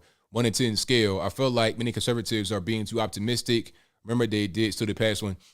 Well, I think that we have a 10. It's going to be a 10. There's no, they don't have anybody they could put in there. So to run. So I think it's pretty much over with. Biden won't run again. We're going to get another president in there. It's going to be Republican. Yeah, I rate that at 10. Thank you to Apple again for a few more who says, Japanese sit on tatami floor restaurants, yes or no? I've not been to one of those sit on the floor restaurants in Japanese. I've been to just regular sit down spots. You know, like regular chairs or like a wood bench or the hibachi type place. But I've not been to the sit on the floor spot. I like to go to one. That'd be cool. That'd be real authentic. All right. He also says movies. You buy popcorn, butter, soda, junior mints. I usually don't buy anything at the concession stand. I usually bring in my own stuff. I water bottle in my pocket, like in my front pants pocket, a water bottle. Okay. What else? Some Skittles or something like that. You know what I mean? That might rock, but usually like a bottle of water. Yeah, usually I don't buy anything from the concessions. And I don't like popcorn necessarily. They ain't really my wave. Do I eat while I'm driving or drink water? I drink water when I'm driving, but I don't eat when I'm driving. Not when I'm driving, nah. Imagine eating a hamburger and driving your car at the same time. That's crazy. If you can eat and drive, like it ain't the same thing as eating while you pulled over, like in the parking lot or something like that. I've done that before, but typically I don't. If I'm gonna eat in the parking lot, I'll just go into a restaurant and eat in there. But I've not eaten anything while I've been. Well, I take that back. I've eaten like little snacks, like little Skittles, sugary candies to keep me awake, but not like, okay, I got a kebab or a chicken wing or something like that. That's nuts. Okay. Thank you to Georgia Peach, who says, I forgot what I was saying, but I had to donate something to my neighbor ABL. Thanks, my friend, and all of you. Thank you for that. I appreciate you. Thank you to Apple, who says, Texas punk posted threats on Facebook before crime. Facebook too busy censoring Trump supporters and vax truthers. Facebook should alert law enforcement. Thank you to Jeff Gray, who says, I have an idea. Let's ban all Glock switches. Haha, just kidding. Shout out to you, ABL. Right, hey, that'll work, huh? Ban the Glock switches. You won't have no more of them in the wild. Thank you to Apple, who says, second president of USA, John Adams, said, our Constitution was made only for a moral and religious people. It is wholly inadequate to the government of any other. Gun owners should be godly and responsible. Thank you to Zen Master Me for your donation with the glasses emoji, the cool emoji. Thank you to F Ranger Xbox, who says, YouTube search right now, please. School knife attacks in China and how the results, and show the result. I can't show that, but I have seen the knife attacks in China. Thank you to Array of Public Assurance Suggesting, who says, what's your thoughts on 1968 Gun Control Act? Isn't it unconstitutional to limit gun ownership, even if you were gay back in the 90s and thrown out of the military and got a dishonorable discharge? You can't buy a gun. I don't know all the ins and outs of that, so I can't really comment on it. Thank you to Triple States King Drummer, who says, dum-dums like Gabe Kepler are the exact reason why I gave up on Major League Baseball and enjoy cricket more nowadays. P.S. USA Cricket didn't kneel for the anthem and had a strong win over Scotland today. Shout out to them. Thank you to Eric Burns Marsh, who says the Giants are already 7 games back. Kepler should be concerned about the direction of his team. There, exactly. Try winning some baseball games. How about that, Gabe Kepler? Thank you to Mallory Foster, who says Gabe eats Cracker Jills. That's a good one. That is a good one. Gabe Kepler eats Cracker Jills. Hilarious. And thank you to Denny Wong, who says, thanks for speaking the truth. Keep up the good work. Thank you for that. I appreciate you so much. But you guys know what's going on. We got to get to the calls. And the number to call is 434-658-1220. Again, 434-658-1220. There's also an email for Skype in the description box. If Skype does not work properly, please do not blame me. Y'all know who to blame, and it's not myself. Blame that white man over there. Blame the white guy over there. Don't blame the black guy right in front of you that's running the show. All right, and again, the number to call, 434-658-1220. Yep. Charlie Kirk, Candace Owens, 2028. Hey, you never know. It could happen. It definitely could be. 559, you're on the line. I'm speaking to. ABL, Patrick from California. How's it going? Everything's all good, man. How about yourself? Good, man. Good hearing from you. I hope you're doing well. Absolutely. You know, I just wanted to call real quick, ask you a couple of questions about what you thought about how about the 1990 gun bill that Joe Biden had passed and 97% of all school shootings occurring after that. And then also, what's your take on hardening our schools, you know, having metal detectors in there, having law enforcement, arming our teachers? So anyway, I'll just go ahead and leave you with those 2 questions, ABL. I won't take up any more of your time. I really appreciate your show. Always love what you're doing.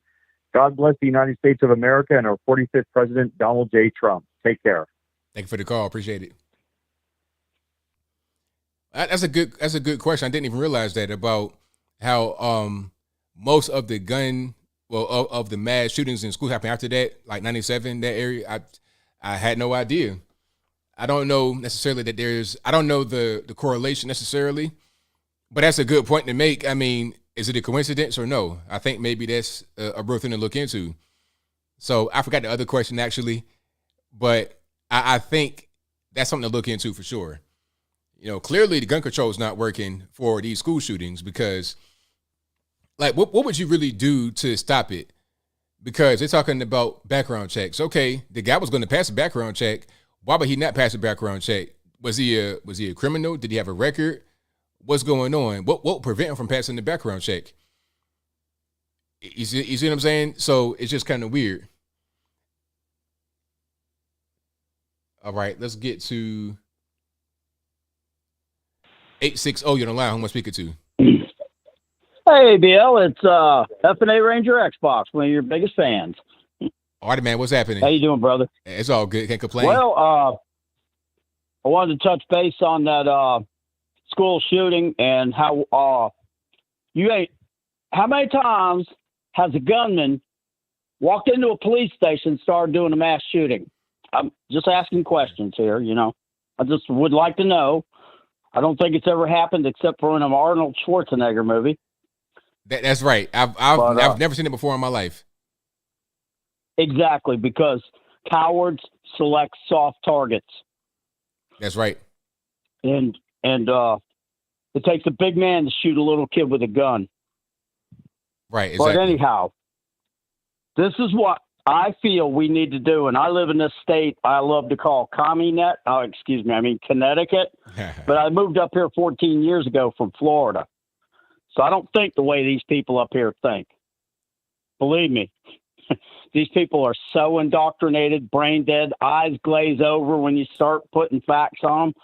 But my next school board meeting, because I got a 13-year-old daughter and a 9-year-old son that are awesome kids. Their teachers love them. Next school board meeting, I'm going to get up, and I've never spoke before at one, but I'm going to look at my watch, and I'm going to say, I'd like to do a social experiment right now. I'm going to set the timer on my stopwatch. Social experiment. And I'm going to take my finger, and I'm going to go bang. bang, bang, bang, bang, bang, bang. You're all dead. Nobody stood up and said, concealed carry, bang, bang, end the mass shooting. I have no problem with teachers that want to be trained to have a safe deposit box under their desk like a drawer with a push button combination, thumbprint, unlock or whatever, and have them highly trained on my tax dollars, because then you're given the choice, do you want to be a victim or do you want to, protect yourself and protect your students, and that's because if you search Google and YouTube and look up knife attacks, you'll see page after page after page. You're not going to stop a sick, demented person from being a sick, demented person, but you can stop them from doing bodily harm to yourself and other people by responsibly carrying a concealed weapon. And what do you think, brother? That's right on point. That's definitely what should happen. And I think if criminals knew that would be the possibility of them going into a place where everyone has a weapon potentially, and they don't know who's who that has it, is all concealed, they may think twice about doing it because they may not be able to be successful at all. They go in there and get shot right away. Exactly. One more thing I'd like to bring up before I leave, and I appreciate your patience with me, ABL. You're awesome. I don't have to be a law-abiding citizen to get my hands on a gun. Now, hear me out. The street gangs deliberately they keep certain members clean, free of crimes, free of charges. They send them to the military to get training. Some of these gang members become arms room armorers, and they fill out paperwork to say this weapon was destroyed, and yet it's been used in 4 murders in the streets of Chicago. So they don't have to go to a gun store. They don't have to do a background check. They don't have to do any of this crap to get their hands on a gun. And not only is fentanyl and illegal aliens coming across the border, but you can bet your butt that when there's lots of guns coming over from, left over from the Fast and Furious, and we ship millions of guns, military guns down there as foreign aid, and the Mexican army or Mexico government is so corrupt that the Mexican military is literally selling the cartels their guns to make money to survive. And I'll close out with that, ABL. Love your show. All you listeners out there, God bless America. The national anthem is to remember our war dead, not to make a political statement. God bless. Take care, ABL. Love you. Thank you for the call. Appreciate it. All right. 304 on line. Am I speaking to? This is Jeff from West Virginia. How you doing tonight, ABL? I'm all right, man. How about yourself? I'm pretty good. I ain't called in a while. Generally, man, I like to call in and joke around a little bit. But, man, this Texas situation, this is sad. All those cops, I'm sorry, ABL, I know you haven't really made your mind up yet, but I know me seeing all those cops standing outside, that's the problem. People don't understand why those cops are able to stand around, and it's because there was a Supreme Court ruling that says cops are not responsible to protect citizens. And everybody, you can look that up, ask your little Google box or whatever, and ask them about a Supreme Court ruling on the cops having to protect citizens. Gun control has nothing to do with this. It's all about, it's not going to stop it. You can ban any gun you want, and it isn't going to stop this. We need men who are going to stand up for our citizens, who are willing to put their lives on the line and go in there and do the job that they said they were going to do. Well, yeah, I mean, I'm right there with you. I agree. That's definitely what should be happening. It breaks my heart to know that there was a fourth grade aged girl giving real-time info from 911. At one point when she had called, she said there are 8 or 9 people still alive. She was asking for help. That fourth grade girl was braver than any one of those cops who would not go in there.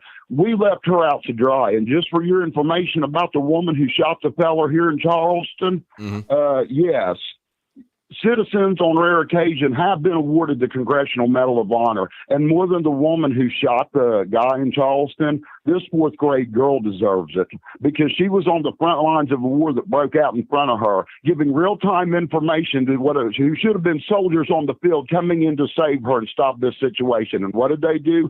They held back. Why? Because they love the world more than they love their father. And that's just how it is. And it disgusts me to see 400 to 500 pound cops that can barely waddle. Is that really a good use of our taxpayer dollars? No, it's not. No, absolutely it's not. We need a stricter system for our cops. And I would tell any one of those cops, you are worthless for not going in there. Listen, I'm not trying to sound tough, but with the clothes on my back, I would have walked into that school. If I could have just tried to stop, if I could have just tried to talk to this kid to get him to stop, and if he could have took 5 to 10 seconds to shoot me 2 or 3 times, it would have took 3 or 4 bullets from him and 5 or 10 seconds from him killing 8-year-olds. It's ridiculous. You're right. You're right on point. I agree. And for your last caller, and this is very serious, who said, you can't stop a sick and demented person. Yes, we actually could have stopped this young man because I have just as much sympathy for the shooter as I do those kids. You could see the hollowness in that young man's eyes. He had no man in his life to say, son, this is not how a man deals with his problems. He did not have that in his life, and I feel bad for him for that. And a kid that's going to school, we need counselors to be able to pick that out of there. Believe me, I was bipolar. I wasn't diagnosed until I was 28. It was hell on earth. I had all kinds of horrible thoughts. And so if you want to stop a sick and demented killer, we need to open up and have an open discussion about mental health in this country. Stop stigmatizing it. And when we see somebody like that, help them.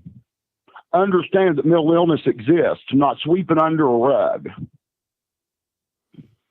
There you go. 100% correct, man. Well, thank you for your call. I really appreciate you. You have a good night, ABL. Like I say, generally I like to joke around and stuff, but man, it's just as serious. But y'all have a good night and keep the show rolling, buddy. All right, now I appreciate you. Bye-bye. Wow. I mean, what can you really say? That was a very good call. Shout out to him. 920, you're on the line. Who am I speaking to? My name is Jason, actually. All righty. What's going on? Well, I got a question for you. Are you supposed to trust cops when cops are allowed to quit after raping 4 women? For example, here in Two Rivers, Wisconsin, in 2009, a cop raped 4 women. 2 that used to be friends of mine until they were strong-armed in signing non-disclosure agreements. And the Two Rivers Police Department and the Manitowoc County Sheriff's Department covered that up. Why? Because of the Stephen Avery case. Now, fast forward, you had 3 cops in the last 10 years drunk driving. They get off scot-free. 1 at Lincoln High School in Manitowoc, Wisconsin. 2 here in Two Rivers, Wisconsin. Both have been promoted. 1 was actually my daughter's resource officer at my daughter's school. He's at home getting paid to sit on his butt by we, the taxpayers. How are we supposed to trust the cops? And let's not forget, these are the same cops that just finally, after 2 years, arrested a pedophile teacher here in the Two Rivers public school system. How are we supposed to trust anybody? As I have told both Manitowoc Public and Two Rivers Public, I trust my own decision-making by open carrying to protect my 2 autistic children who go to 2 different school districts. And I trust my decision-making over any cop here. And you won't find anything about the former Two Rivers police officer. His name, by the way, is Jason Lauren, because they have scrubbed every bit of information. And I'm the only one that has the phone recordings to prove that this guy existed and he raped 4 women. Now, tell me why a court system would cover that up and the judge, who, by the way, who is now a judge, his name is Mark Rohr, would run on trying to keep Stephen Avery in prison, even though Stephen Avery was exonerated after 18 years in prison for a rape that he didn't commit. How are we supposed to trust the school system and the police departments when they are so corrupted? And I don't live very far from Kiel, Wisconsin, where those 3 8th graders are being sued for sexual harassment. How are we supposed to trust anybody anymore? That's my question. Okay, I mean, now as far as police officers and cops and everything goes, as far as anybody, you're going to have people that do bad things regardless of what profession they're in. Okay, now personally, me, I don't really trust many people at all. That's just how my whole thing is. But at a certain point, you got to understand people are going to be people. There's going to be some bad people that do bad things regardless of what they do. Now, as far as what you're saying about trusting yourself, of course, I mean, you're going to always be able to trust yourself more than anybody else because you can control yourself, but you can't control other people and what they do. And you never know what someone may do. They may just decide to flip and act crazy or something like that. So always trust yourself more than anyone else. But how are we? But as I was saying, you're gonna have people that do bad things regardless of what they do. That's just what it is. So I mean, if you have teachers that have done bad things, you can't just say, well, they're all suspect. I mean, you could live like that, but if you live like that, then that same principle would apply to everyone, regardless of what profession they're in. But how are we supposed to trust teachers with, concealed carry if they're also preying on the children in the school systems? Like I said, regardless of what. Can I talk as well? Can I just you got to just let me finish what I'm saying when I'm speaking. So, like I said, people are going to be people. They're going to be bad people doing all types of things. So, I mean, at the end of the day, if you think that it's a problem that's bad enough and widespread to where it's just ever present, you can't escape it, they're all like that. If that's what you believe, then you got to be able to do something else. If you don't want to trust them, that's your prerogative.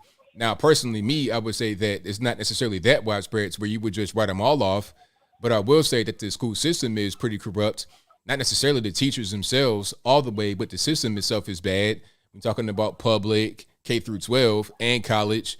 I would find an alternative. If that's the case, that's what I would do. Rather than be worrying about trusting them, I find an alternative. And if you don't like where you live as far as how the police are, then we need to go somewhere else.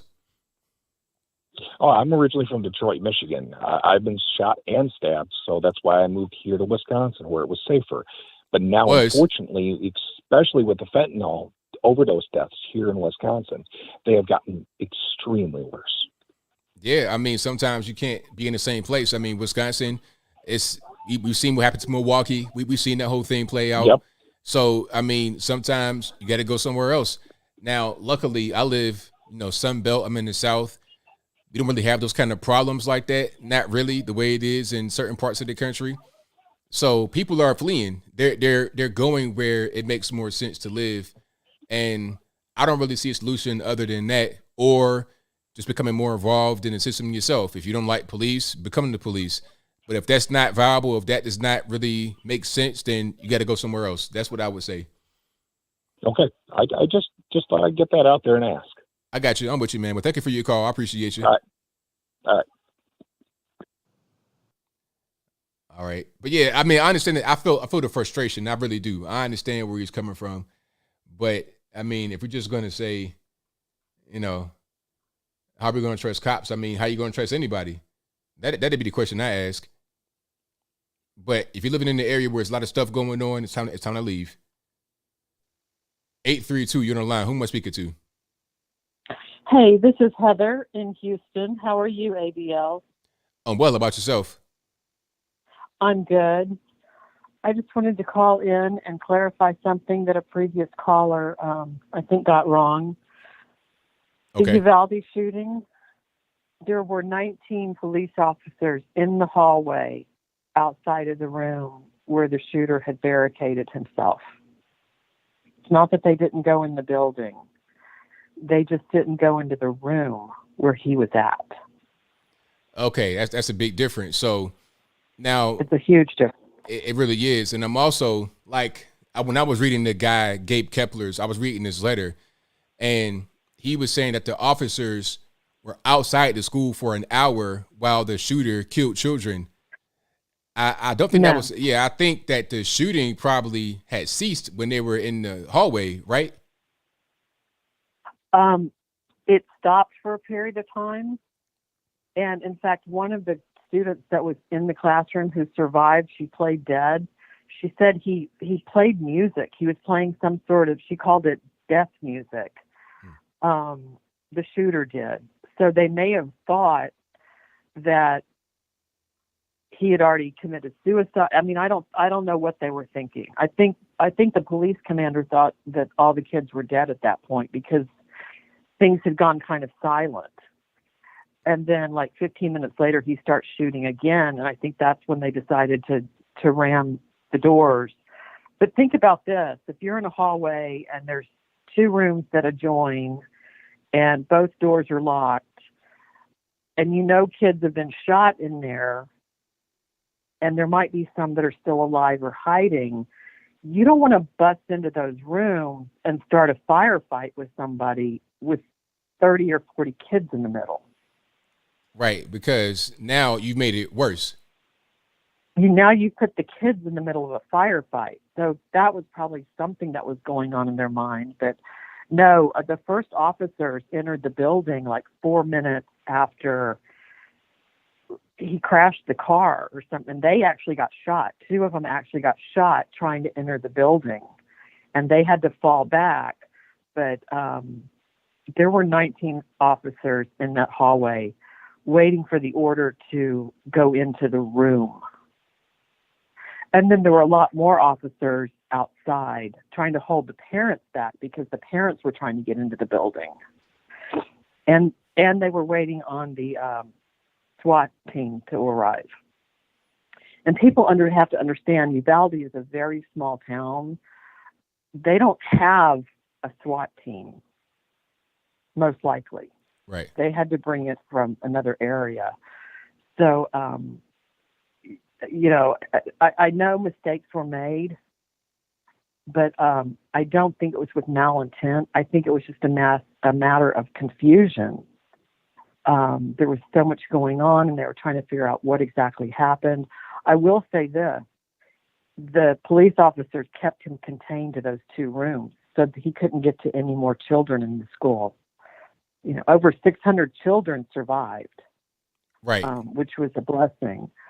So we can't be too harsh. I mean, you just never know until you're in a situation like that, you really don't know what's going on. And until we see the body cams and the video, my question is, why did the teacher, 1 minute before the shooter crashed his car, why did she prop open that back door with a rock? Yeah, that was weird. So she did that after he crashed his car? No, she went, and they have this on surveillance video, the school surveillance video. She opened the door and kept it open with a rock at 11:27, and then at 11:28 he crashed into that ditch behind the school. And when she saw that, she ran back inside to call 911, but she didn't shut the door. Yeah, that's weird. And in the middle of all that, there was gunfire because that's when he got out of the car and he fired at the two people that were coming across the street from the funeral home. Oh. So I'm thinking, why didn't she go shut that door? That's a huge no-no in a school. You don't leave the doors unlocked like that. Right. You don't prop open security doors like that. So I'm like, why? It was just a sad series of unfortunate events, other than the evil the shooter was perpetrating. But even there were red flags in his life that people should have paid more attention to. Absolutely. 100% correct. So I just wanted to dispel the rumor that the media ran with, that the police were never in the building. No, there was 19 of them in that hallway. Gotcha. Well, thank you for the call. All I definitely right. appreciate you. Sure. Well, thank you. And keep up the good work, getting the truth out there. Well, thank you. I appreciate that. Have a good day. Yeah, so, I mean, I just want to my whole thing is let's just get all the whole story, all the facts, and then make a judgment. But I don't want to have half the story and not really know what I'm talking about. I try to give you guys the full picture all the time. 918, you're on the line. Who am I speaking to? Oh, there we go. Hey, what's up, ABL? It's JD Scott from Oklahoma. How you doing, man? I'm well, man. How about yourself? Oh, I'm doing all right. Yeah, I mean, I really don't even want to talk about this shooting in Texas because, like all the shootings, there's so many unanswered questions. I mean, even going back to Sandy Hook, I mean, there's a lot of unanswered questions about that one, too. Definitely. So, yeah. But I wanted to say that tonight I'm very proud to be from Oklahoma, born and raised, because we now have the strictest abortion law in the country. Yeah, I've heard about that. Absolutely. Yeah. Yes. I didn't know much about it until today. I was reading about it. And basically, you cannot get an abortion from conception. You cannot. Unless under two circumstances. Either it's rape or incest. Which I agree with that, actually, because that means the woman did not want to get pregnant. But they also had to report that to the police or law authorities to make it legit. If they were not willing to get pregnant, then yeah, it needs to be reported as a crime before they can actually get an abortion. Right. But for anyone else, yeah, you can't do it. And that's the way it should be, you know. And there was also something with if you do get caught having an abortion, the doctor that performed the procedure, and even the person that drove you to the clinic or wherever it was at, you know, they can face legal charges. Right. So, yeah. So I thought that was a good thing to mention, you know. I mean, I just, like I said, I found out really about it today. And I was really glad to hear that. Also, I was watching, before I came on your stream tonight, the Trump rally in Wyoming, which was, of course, great as always. All of his rallies are awesome. And he pretty much said that he's not going to go back on Twitter.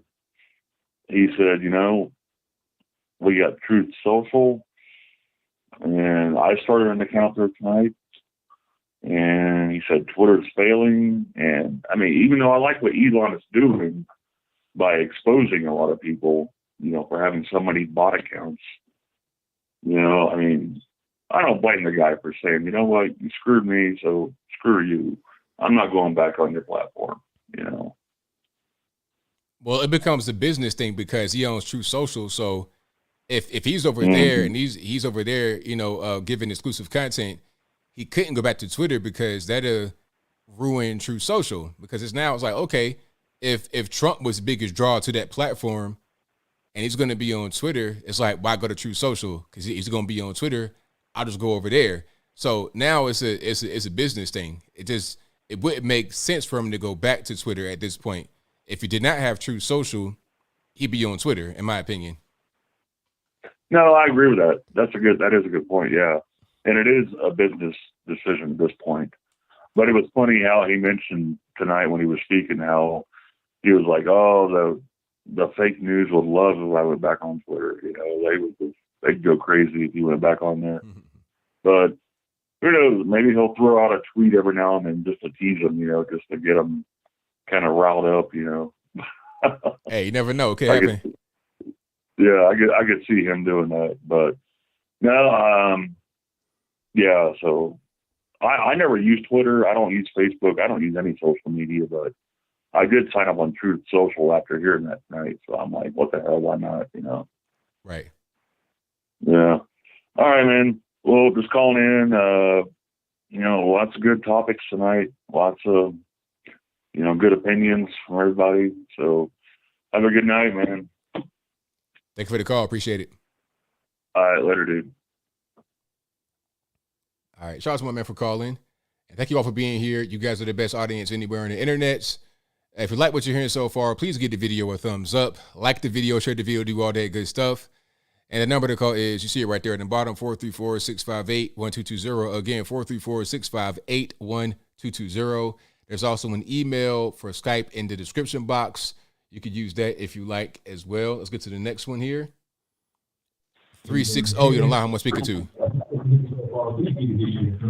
Hey, ABL. You're speaking to Renee. All righty. What's going on? Hey, how you doing? Hey, I was just wanting to talk to some of them people that have been calling the police cowards.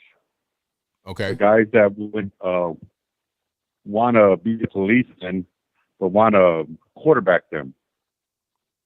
I don't understand the ignorance of the people that want to go into a place with no protection to get hurt, but they're going to quarterback from here and not even be willing to protect themselves or be a concealed carrier. I don't know of any of these people that are saying, I'm a concealed carrier and I will go to these places. I don't know any of them. I was listening to Brandon Tatum earlier today, and a lot of people tried to unsubscribe to him. And I totally agree with him. And if I had the opportunity to subscribe to him twice, I would. So what did he say? I didn't catch his comment. A lot of Brandon was going through the scenarios of what actually happened earlier today, or I believe it was last night. And there was a lot of people online. He was on live chat, and they were all commenting that they were going to subscribe to him. And he was saying, go ahead and unsubscribe to me because he's telling the truth. I don't know anybody that would go in there and sacrifice themselves like they were trying to do. Also, Jericho Green put out something about it. And just to let you know, if Jericho's listening, my name's Renee Sanchez, and I'm not a female. He kind of commented and stuff because I told him that Ray Liotta passed away the other day. All these people and stuff that are saying that they're cowards for not going in, they might want to think about putting on a uniform, is what I'm thinking. Instead of being part of the problem and quarterbacking, why don't they turn around and stuff and make a stand? Right, I'm with you. I understand. By the way, I was yesterday. I was watching Mark Robinson, North Carolina governor. Yeah. I recommend anybody that has a chance and stuff, type in Mark Robinson NRA speech. He's pretty impressive, and he's speaking exactly what you're talking about. Right on, man. I'll check it out. All right. Well, you have a great day and stuff, and thank you for all the listeners. Thank you for you, Jericho Green, and Brandon Tatum. You guys are all right. And I wish you guys would all get together and stuff and do a nice little one like you used to do, but I haven't seen you in the last couple of weeks. Yeah, what's going on with that? Because Brandon Tatum, he's now doing a radio show. He took Larry Elder's spot, so he's doing that. So he's probably really busy. But if we can get together, we'll definitely get back to it. Yeah, because I miss you guys, man. I'll tell you that. You guys made my night them days. Right on, man. What I'm saying? All right, have a great night. Thank you for the call. call. Thank you very much for your time. Appreciate it. All right, shout out to the caller. And the phone lines are blowing up, so y'all please hang tight. 931, you're on the line. Who am I speaking to? Hey, ABL, this is Bryce from Tennessee. How you doing? I'm all right. How about yourself? Hey, not too bad. I'm glad. Thanks for taking my call. Just a quick thought. I was listening to Trump's NRA speech yesterday. He mentioned something about school shootings and everything like that, and that you don't see a bunch of mass school shootings in the urban areas or, inner city areas because they've pretty much taken care of that. I'm just why can't they take care of it everywhere? You know, if they can take care of it in inner cities, why can't they take care of it everywhere? It just kind of seems kind of odd to me that the mass shootings happen there and they don't happen in inner cities, but they happen everywhere else. You have any thoughts on that? Well, I mean, I think it's just different culture. The mass shootings in inner cities happen outside the school, in the street, in basketball courts, in neighborhoods, and things of that nature. At car shows, there were 28 people that got shot at a car show in Little Rock, Arkansas. That didn't make the news at all. That didn't make the news. That was kind of like something under the rug. But then when the shooting happens at the school in Uvalde, Texas, and then the grocery store in Buffalo, New York, then those make the news for some reason. You know, I know it's a higher count of people that actually died, but still, you have mass shootings happen all the time in the urban inner city area. It's just, it's smaller in number. It'd be like 4 or 5 that get killed at once, whole family get killed. But that's just, it's so common, it's not seen as abnormal. But a school of kids being shot up is not common, it's not normal. So that's why it gets more attention. Well, they can keep it out of school. They can keep it on the streets. They can keep it out of schools, though. There, so it's just it's flip flop because in the places where you have the school shootings, you really don't have the neighborhood crimes, but in places where you have the neighborhood crimes, you don't really have the school shootings. You see what I'm saying? Yeah, absolutely. Yeah, I just say if you can. I just don't see any reason they can't secure these schools here, you know. Yeah, they definitely should be able to secure the schools, but I think we're talking about it tonight. The lady that had the security door open with a rock. I mean, things like that, obvious mistakes that are being made. If those things can be shored up, then you can, like basic things to secure the school that are already right there. Just do what you're supposed to be doing. Follow protocol. Then that could secure the school a lot. It's like you only take it serious when it happens, but other than that, you don't think it's ever going to happen. But it's only taken serious when something goes on. That's right. We look hindsight being 2020. I'm like, I just it's irritating to me. I hear you. But I appreciate you, ABL. Thanks for taking my call. Thank you for the call, man. Appreciate you. All right. Shout out to the caller. 773, you're on the line. Who am I speaking to? Hey, ABL. Okay. First off, ABL, when you were talking about that whole ice cream thing earlier this week, first off, are you lactose intolerant? And that's why you don't like ice cream so much? Sort of. I can eat pizza depending on what it is. I can eat Italian food and stuff like that with cheese in it, but I'm just not a fan of ice cream. It's not really all that good to me. Yeah. Okay, well, you and me are in the same boat for different reasons, but I, for much, never couldn't have ice cream or full dairy products for the majority of my childhood due to a lot of complicated medical history. But the way you described it sounded much more like that Spy Fox villain William the Kid from Dry Cereal. Yeah, I mean, I did do dry cereal. I never liked milk or anything like that. So milk and certain kind of cheese. I'm just real picky with my food. That's probably the best way to describe it. I'm a picky eater. Okay, well, I did kind of share a meme of that with you if you kind of get the reference a little bit and the humor behind it. Okay. I ought to check it out. Okay. Anyway, on a very serious note, I pretty much upset practically all my fellow conservatives these past few weeks for a lot of different reasons, for either being too emotional with some of these tragedies that are going on, or not knowing some fine details, even pertaining to the food crisis shortage that we're currently facing while we're giving billions of dollars to Ukraine. And if you haven't noticed with the Buffalo shooter, specifically, the Ukraine Azov Battalion symbol with the black sun was on the Buffalo shooter's vest, which the media deliberately left out on purpose, as well as some interesting detail that the FBI knew about this in advance too, but did nothing. Mm-hmm. Interesting. Yeah. Have you kind of looked into the ASOP battalion, exactly, ABL? I've not looked into them very deeply, but I know about them like being a Nazi group. Am I correct about that? Yep. Yeah.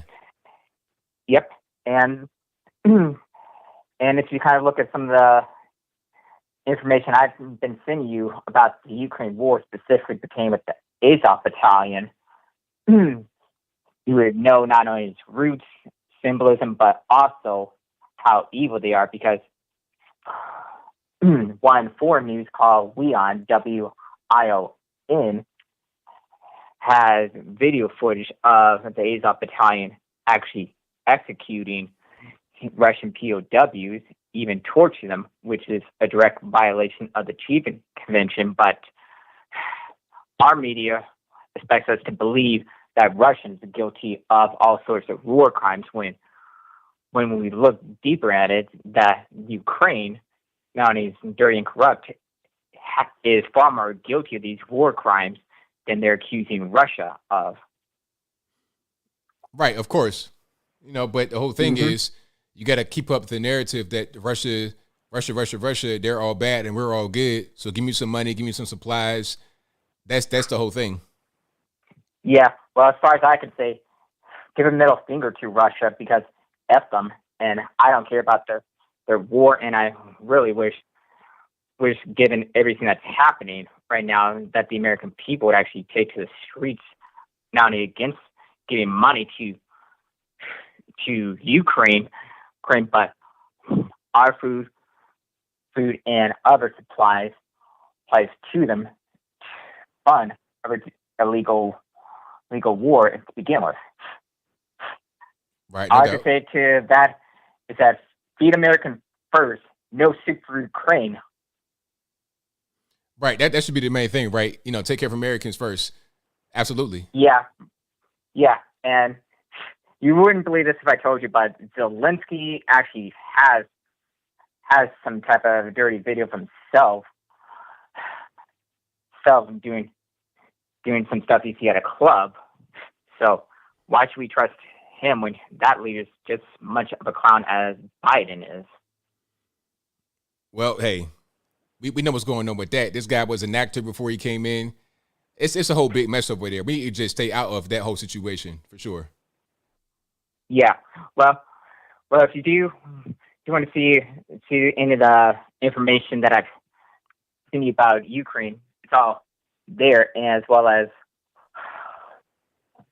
some of those foreign news sites.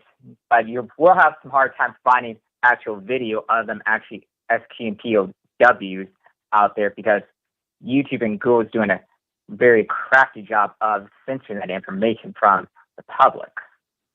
Right. No doubt, man. But thank you for your call. I appreciate you. Okay, bye. All right. Shout out to my man, Rapper 10,000 for the call. Let's get to some more here. Call you online, speaker to 417. Yes. Hello? Yes. Can you hear me? Yes, sir. Is this ABL? Yes, it is. Thank you, sir, for taking my call. I really enjoy your show. I just wanted to make a quick comment regarding the shooting. I have a massive concern of how the public is this. I consider it to be a kind of psychological transference, how they're transferring their rage towards the shooter, towards the law enforcement personnel and the EMS people. I just don't understand. It's I realize that it's all the facts aren't in, but yet people are willing to sacrifice the careers and the lives of the people that intervene on basically what appears to be the altar of public appeasement. And I would ask people to kind of at least wait for all the facts to get in. Do you know what I'm saying? Because once again, it's I'm not debating the fact that there may have been some mass confusion, but we don't sue doctors or nurses or EMS personnel. It's if there is incompetence, yes, they'll be sued for malpractice, but it's once again, it's not everything goes smoothly. Do you know what I'm saying? And I've seen in emergency rooms where people let's, for example, the parents of children that have been shot, once again, they'll take their rage out on medical personnel that have tried their best to save those people. And I just think that people should at least withhold judgment before, it's like before all the facts are in. And I thank you for taking my call, sir. Thank you for the call, man. Appreciate you. Thank you. Yeah, that's the thing, though. That's what I'm saying. Like, I want all the facts. Sometimes when people make certain comments, and I just let me just get all the information and then I make a comment. Regardless of what the comment is, let me get all the information first. Then I can say, okay, this is what I think. Here's my opinion. I like to have an informed opinion. That's my main thing. 503 on the line. Who am I speaking to? Hey. Oh, is this ABL? Yes, it is. Oh, awesome. Yeah, I just want to check in. Do you want to know what I want to talk about, or? Well, I mean, what's on your mind? I kind of want to talk about, kind of pull the threads together. So we're coming up on Pride Month. We've been dealing with the Ukraine. That flag's been flying. Now we've got a new flag that will be flying over our nation, which is the rainbow flag, and we've got all these shootings. And so I just want to kind of talk about what he thinks the correlation is between all of these things. Does that make sense? The correlation between what? Yeah. You say the correlation between all these things. What things are we talking about specifically? I mean, yeah. Between the shootings and the way our country is going, and our focus on other countries like the Ukraine, and what I just want to get his take on that. It's kind of a deep question, I guess, but I'm having a hard time understanding the question. What's the question? Break it down for me, like I'm 5 years old. All right. So I see. This is the way I see it. So I see that I live in Portland, Oregon. A lot of people are flying the Ukrainian flag. I put up my American flag. They tore it down. And then now Pride Month is coming up, so they're going to be flying the rainbow flag. And so it seems like their allegiance to the common cause is very tenuous. And I don't think that they have a real basis in truth. I think that they're just kind of going with whatever is PC. And I'm wondering if anyone else sees it, and I'm wondering if social media has anything to do with it, that we think in memes rather than in actual thought. And so I just want to have a discussion with him and kind of probe it a little bit. So basically, I think what's going on is I think that a lot of the internet influences of people think nowadays out there, just in the general world, things that are trendy, like a lot of the LGBT stuff has become trendy. I think Ricky Gervais said that on his Netflix special recently that, and also I think Bill Maher said it, a lot of it is just becoming trendy. People want to have trans kids and whatnot because it's cool, it's trendy, it's the thing to do. That's kind of what's going on. So I think the internet does definitely influence a lot of that behavior for sure. Yeah, and so I'm just wondering where their basis of truth is. I mean, I was an atheist, a Jewish atheist, and then I had this really weird encounter with the Lord. So now I know where my truth is centered, but I don't think that that's true for most people. And so I'm really concerned about our country because it was based on biblical values. And so I'm wondering, where do we go from here? I mean, what's going to happen? So we got to look at these issues and really ask those deep questions. Yeah, we definitely do need to just figure out what's going on, where we're going to go forward as far as our identity as a nation, and also as individual people. But thank you for your call. I appreciate you. Okay. Sounds good. All right, now take care. All right. Shout out to the caller. Let's get to some more calls here. The number to call, 434-658-1220. Again, 434-658-1220. 432, you're on the line. Who am I speaking to? Hello, 432. Caller, can you hear me?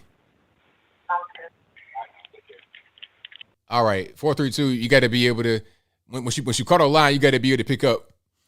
Don't follow the stream. There is a delay. Please have your ear to the phone.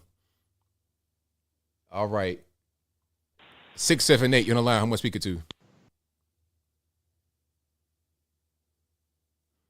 678, hello. I guess they didn't hang up. I guess they did not pick up. All right. If you already called once, please don't call again tonight. Let's try to get 678. 678, hello. Hey, I think I hung up on you earlier. Oh, it's all good. What's going on?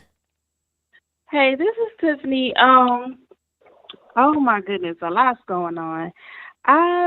When it comes to the Texas shooting, I honestly don't think we're going to ever find out what happened. They're going to come back with a narrative. After that police officer said, we'll circle back, that was all after he said that, that was it. Like, they're going to come back and say what they want us to hear. They're going to package it up and present it, and then they're going to move on. After I saw that Sandy Hook video with that guy laughing and joking and then getting up there and drumming up all that emotion, I didn't think Sandy Hook was a farce. You know, I know there's all those conspiracy theories and things out there, but after I saw that, that was like, I don't put anything past the government. I don't put anything past them.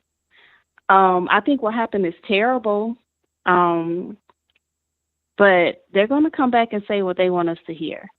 But what upset me further about that, and I don't know if you saw this, but I know you saw the Obama tweet, and that was disgusting. But do you know who Erica Campbell is? From Mary? Yeah. Yeah. She posted a tweet. She posted, not a tweet, I'm sorry, an Instagram post, excuse me. She made an Instagram post and posted a picture of the Little Rock Nine. And the caption, the heading said, bullied every day, never shot up a school. And I'm like, I cannot believe this chick did this. Because that has to be the most inappropriate, tone-deaf thing that you can say. You might as well be right up under Obama with your foolishness. You're not comparing apples to apples. And then her sister, Goo, get in the comments and say, if we stronger than y'all, just say that. Because, you know, in the black community, we go around saying stuff like black people don't do stuff like go shoot up schools. We ain't serial killers, all that kind of stuff. Actually, there is a black serial killer who has killed 93 women, Samuel Little, and he just died in 2020. So we need to stop saying stuff like that, because Obama's tweet and her tweet were nothing but ways to cause more division between, you know, the races. That little boy in Texas shot other Hispanic kids. That little boy Hispanic, and he went in and shot all them little Hispanic babies. This is not about race. This is evil. That little boy had issues that needed to be addressed, and that stems from all the other mess that's wrong with this nation, the destruction of the family, his parents, you know, he living with his grandma, his parents not in his life, his parents obviously must have had issues. So why are you trying to make this about race? Then you got all little jokers in the comments. Yeah, we strong. We this, we that. You had some people in the comments that said sensible things. I made a comment, ABL. And do you know Instagram took my comment down and said it was hate speech? I made a comment and I said, black kids kill other black kids every day, so we must not be that strong. But they took my comment down and they said it was hate speech. And then they had the little button to say if you want to do a review on it. And I hit the button and it just disappeared. So I don't know if I'm going to get a review or anything. But that pissed me off. But I went back in there and somebody else had made a comment and checked her about it. But of course, you know, she has all these followers, so she can't see every comment. But I was really disappointed in her for posting that, because I'm like, that is very stupid and ignorant. And everybody, then they have all these little, because she's what you might call a celebrity in the Christian circles and music industry, whatever. But you had all these other people who are known in the industry or in ministry, and they're co-signing on that foolishness. Like, yeah, preach, da, da, da, da. I'm like, y'all stupid. Do you not realize that's evil? Whether you want to be conspiracy theory or not, whatever, it's all evil. It's all evil. Y'all trying to make it racial, and that's what Obama did. He tried to make it racial because he is, like everybody say, he's the divider. So that just made me upset, and I just wanted to bring that up. And the other thing, this is kind of on a different subject, with the gas prices. At my job, we had a meeting, an all-employee meeting on Zoom. And at the end of the meeting, you can ask questions. And somebody has submitted a question and said, with inflation and the rise in gas, are you planning to do, they were asking the CEO, they were like, are you planning to do anything to, help us employees? And this man said, we trying to work out something so you all can get a discount on an electric car.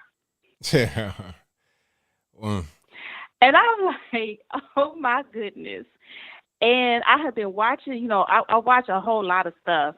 And I saw the clip where President Biden has said, I can't remember exactly how he said it, but it was like a beautiful transition or something like that to get us off of fossil fuel. Yeah, I saw that.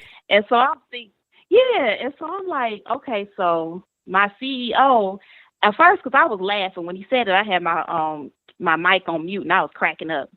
And I'm like, okay, this man is stupid, because they're woke. I mean, my company is completely woke. And I'm like, he's stupid. But I'm like, he's not stupid. He's a leftist.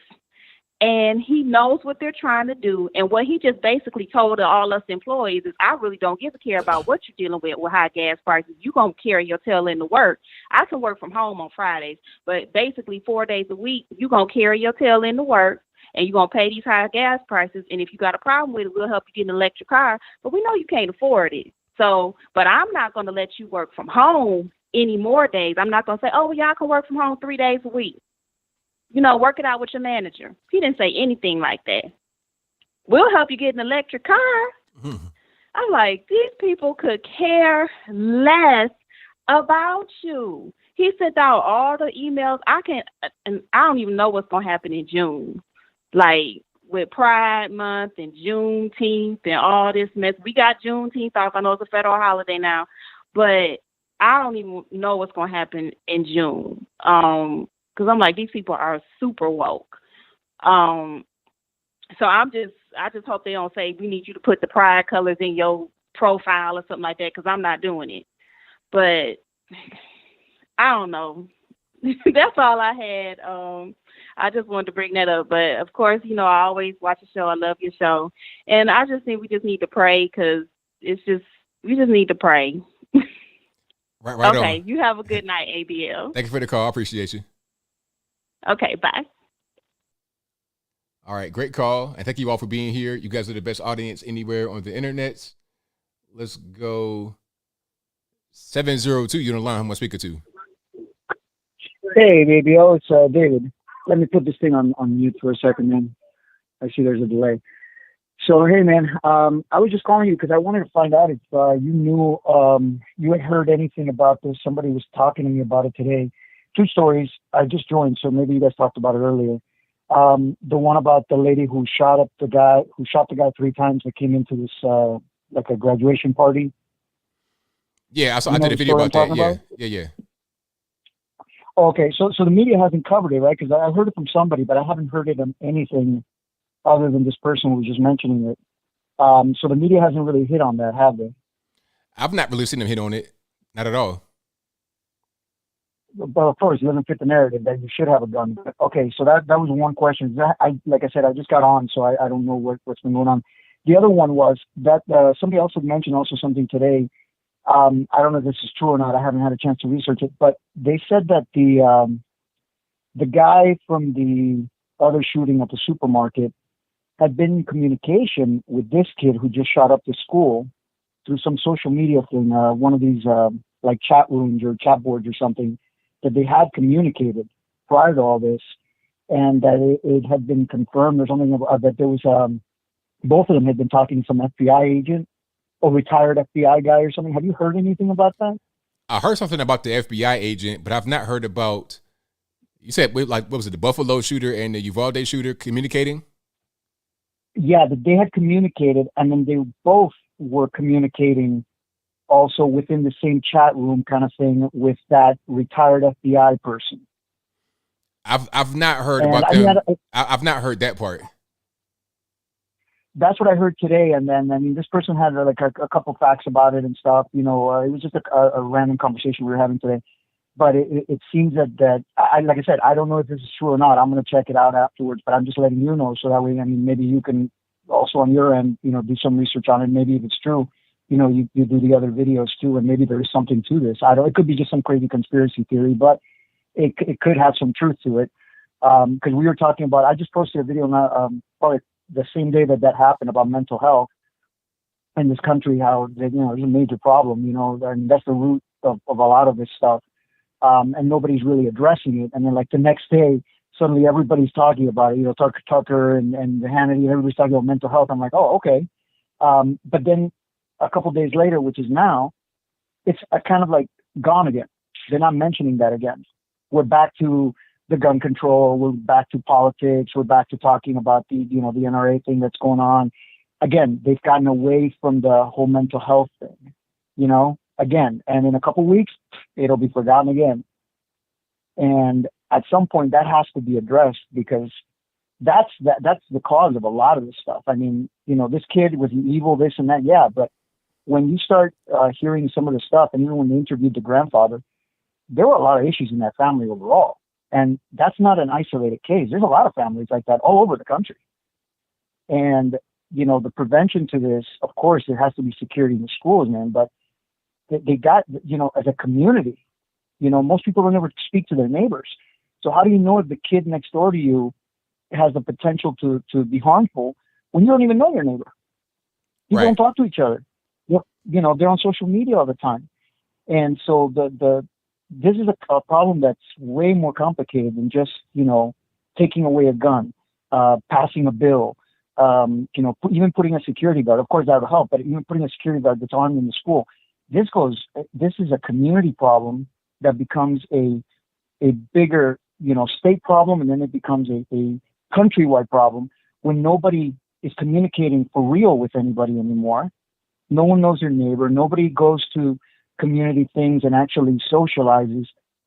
That's a big part of this, this disconnect that we have. Right. No, I'm with you. I understand. But so anyways, but the main thing I was calling you for was for that thing, like I said, about the FBI agent guy and these two guys that maybe they communicated. Because like I said, if somebody has already, like a little bit of an issue or some mental problems or something, all it takes is that little push, like a salesman. You already kind of came in looking for a car. It takes just that salesman to give you that little push to make you buy that car.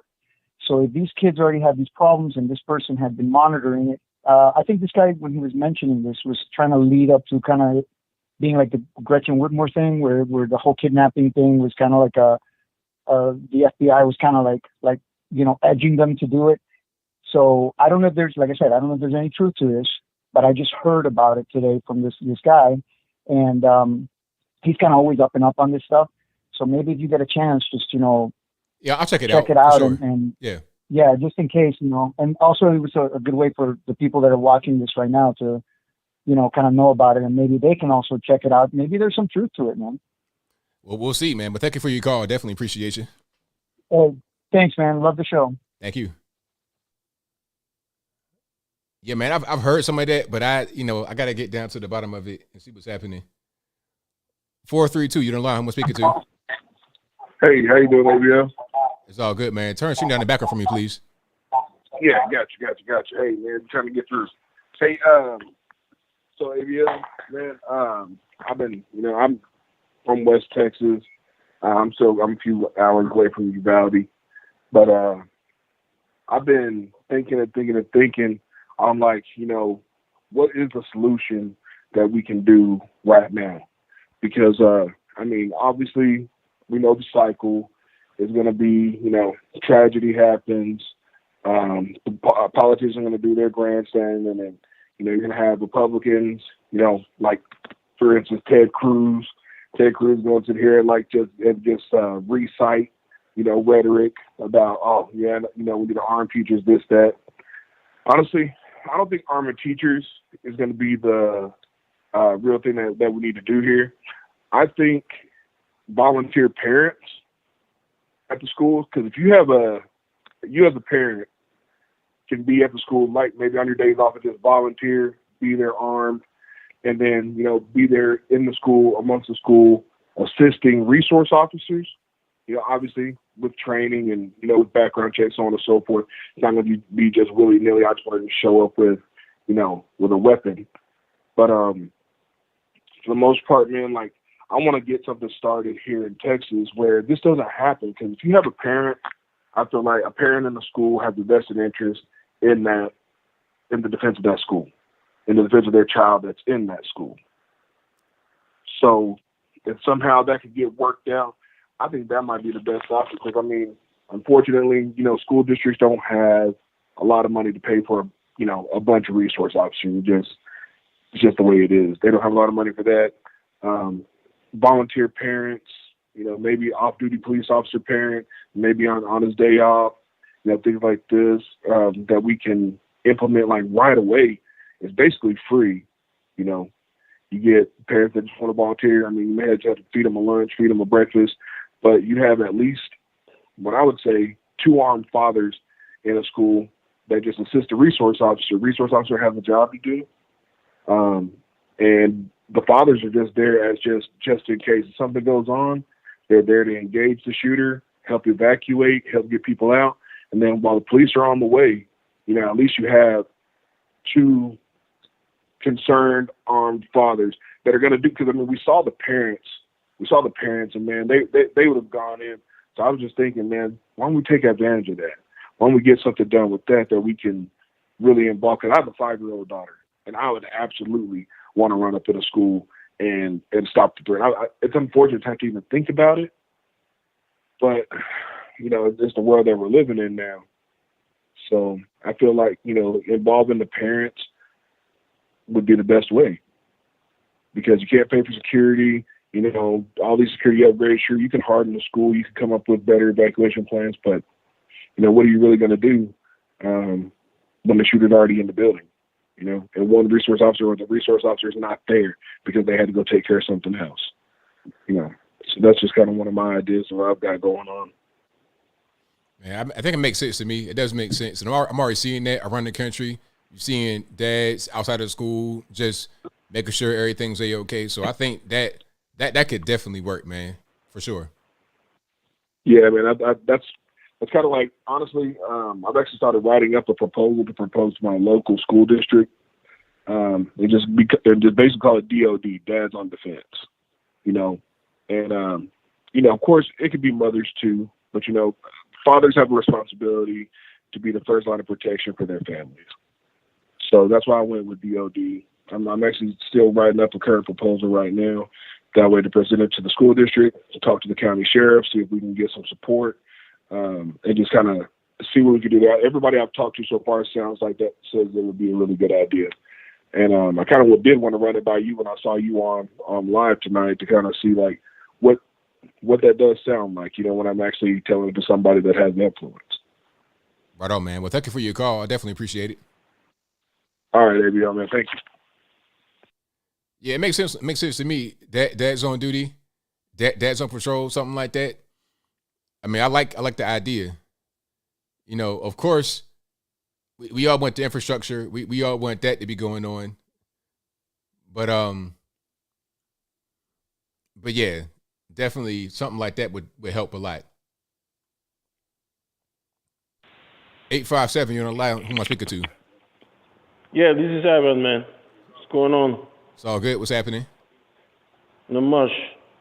So, like the previous caller that was talking about how could we fix the problem.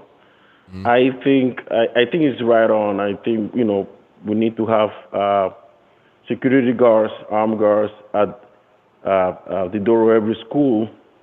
Probably we need background check. Maybe we need to have more rigorous training before they buy these weapons, so minimize from people from getting it. I mean, the bad people. I mean, somebody might try to harm other people, and more serious people will get these weapons. So I think that he was right on. We need to have more rigorous training.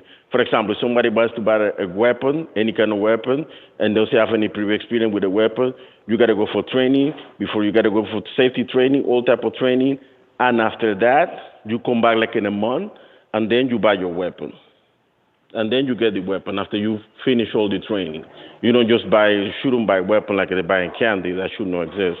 All right, so what happens when you have a woman who is being stalked by somebody and she needs the weapon pretty quickly because her stalker is aggressive and talking about coming to her house? She's called the police, but the police can't be there 24/7. So what about her?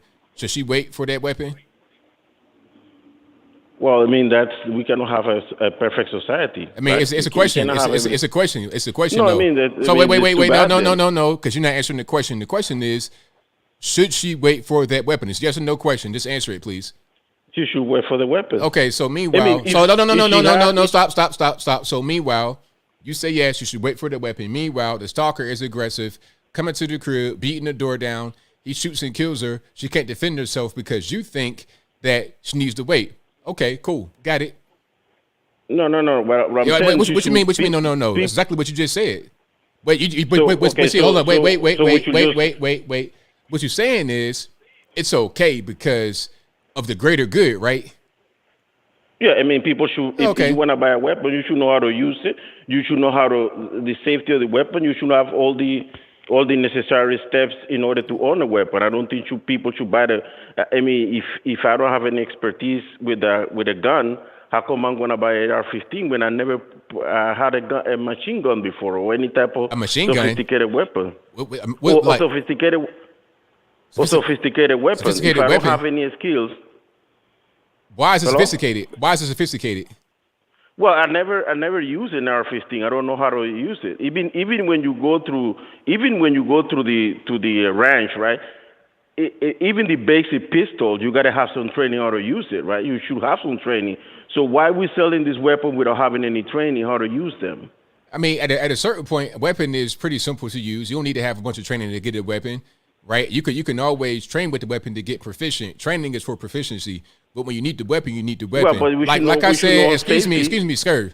Like I said, the person who is being stalked aggressively by someone who's threatening to kill her, threatening to kick her door down, she's not worried. Excuse me, sir. Quiet. Like I said, I'm gonna just shut you down here. Now, she called the police. They can't be there to protect her. They cannot be a security guard. They cannot guard her 24/7. Okay? The police know about the person, but what are they gonna do? They may see a threat or something like that, but not enough to arrest. So she's going to be on her own. So she needs that weapon right away. She don't have time to be trying to get trained and stuff like that. So she could train in the meantime to get proficient, but in the meantime, she needs that to protect herself. This is the whole purpose, right? And also, you got a bunch of these kids running around. I showed the video. Excuse me, sir. I'm talking. You don't get to talk while I talk, sir. That's what you said. Now, like I said, I mean, if you keep on, I'm gonna just hang up on you. If you keep on, I'm gonna just hang up on you while you're talking. But anyway, I'm gonna just mute you. Nobody can hear you, and then I'm gonna talk. So I showed a video earlier of these kids, right? Little kids, middle school kids, 11, 12 years old, with a bunch of weapons in school, after school, of course, but in the school, like in the little rec area, the gym area. One kid had a Glock with a Glock switched to make it fully automatic, totally illegal. So what are you going to do? These kids are able to get these weapons that are 100% illegal. They're not old enough to get them. How are they getting them? Meanwhile, you want to just prevent regular everyday citizens from being able to get an AR. Why prevent them from getting the AR? How is it any different than a 9mm as far as rate of fire? Shoot the trigger one time, one bullet comes out. So you want to prevent regular normals from being able to get regular guns that are on the market, 90% of the guns on the market. Meanwhile, you got these 12-year-olds who are having fully automatic Glocks that are completely 100% illegal for anybody in the U.S. to own. So how do you explain that? So you've been talking over me, so I No. I talk, and then you can't talk. I can't talk over you because you can't talk over me. That's how that works. So what's your answer to that? Or I can just get to the next caller. What you want to do? So what is the question? You weren't listening. So have a good night. Thank you. That man said, what's the question? I literally gave a whole thing about gun ownership and all that. And he's like, yo, what's the question? I won't listen. See, that's funny. Let's get to the next call. The number to call. Oh, you already know the number to call. Let's get to the next call here. 704 online. How much speaker to? 704. Hello. Hello. Yes. Can you hear me? Yes, sir. Turn the stream down in the background for me, please. What was that? Turn the stream down in the background for me, please.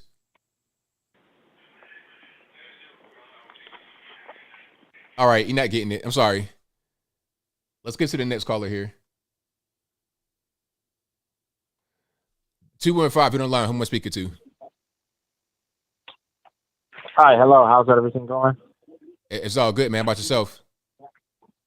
Good. So I had a quick question. Just hold on for a split second. It won't take long. All right, we're live on the air. I got a little bit of time here. Hello? ABL, can you hear me? Yeah, you good.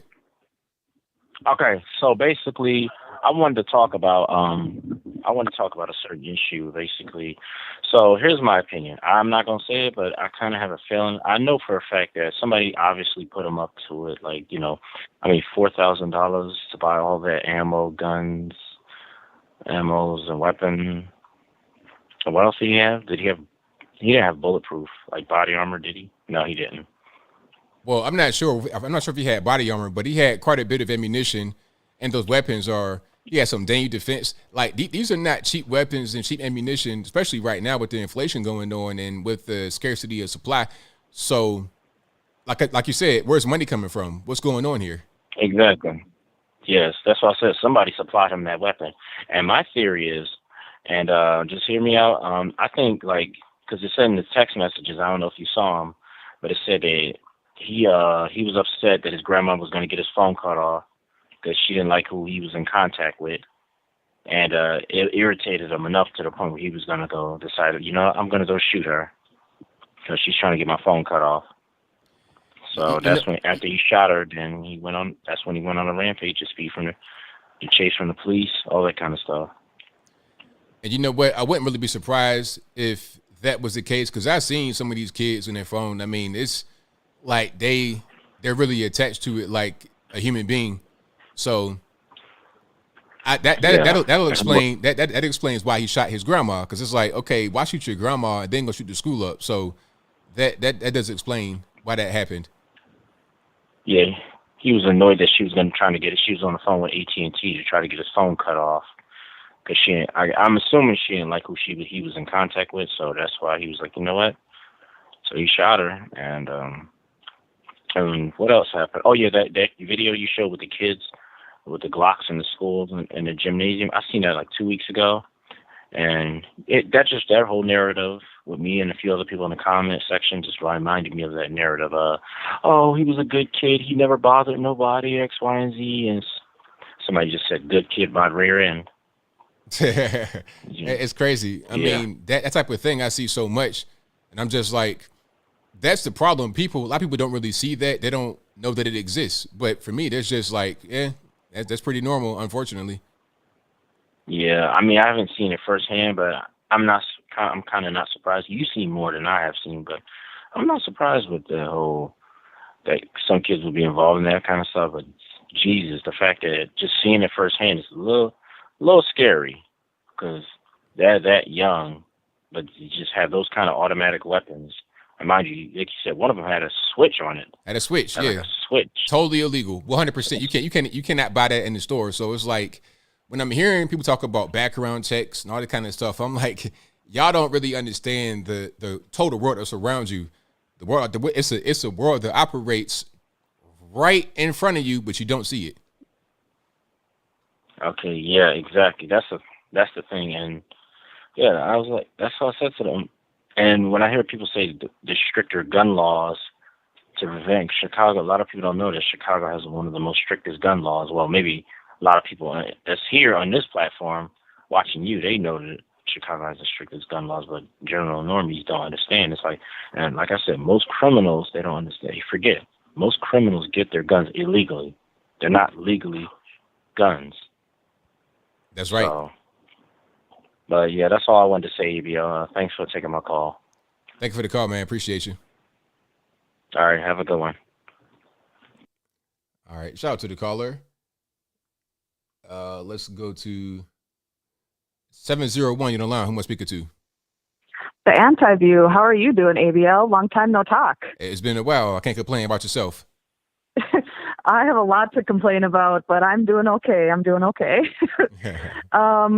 Let's see. Where do I begin? Back in my day, which happens to be around the same day as you, when I was in high school in North Dakota, people literally showed up with guns in their trucks because they were either going duck hunting before school or they were going hunting immediately after school. And we still had depression and we had people bullying us and we had whatnot, but we also had responsibility and we had parents kicking us in the butt, even though they may have been divorced. We still had both of them kicking us in the butt.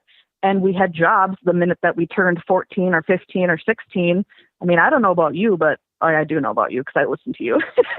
But I had a job when I was 14. I had my license when I was 14, and I paid for my first car in cash. 1992 Lumina. That's what's up. Oh, wow. But I took the gun safety class. I took the hunter safety class. I went out with my dad and I got traps ready and I got the deer stand ready and whatnot. Like I was taught to respect the gun. I was taught to respect knives. I was taught to respect my teachers. I don't know. Every single door in that high school was open at all times until Columbine. And that changed everything. And I know you remember that too. Absolutely.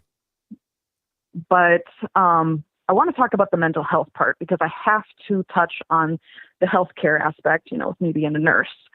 The problem with all of this, with Derek Chauvin, I don't even want to say all their names, but every single person that's done something wrong or every single one of those, mental health, gun, knee, whatever it is, every single one of them, what is wrong with them is the fact that the CEO for pharmaceutical companies is making $29 million this year. The problem that's wrong with these people killing is, the nonprofit hospital who's making $28 million this year, and the biotech people that are making $36 million, and the healthcare insurance CEO, Larry Merlo, he's making $36.5 million. Another guy, $26.8 million. I can go on and on and on and on. They are the problem with all of this, and everybody needs to open up their eyes. You can start with when you go to your doctor's appointment, listen to what they're actually asking. You check in and you sit there and you wait 20 minutes, and then finally somebody comes in, and it's probably not a nurse because they've cut nurses out of those checking in portions.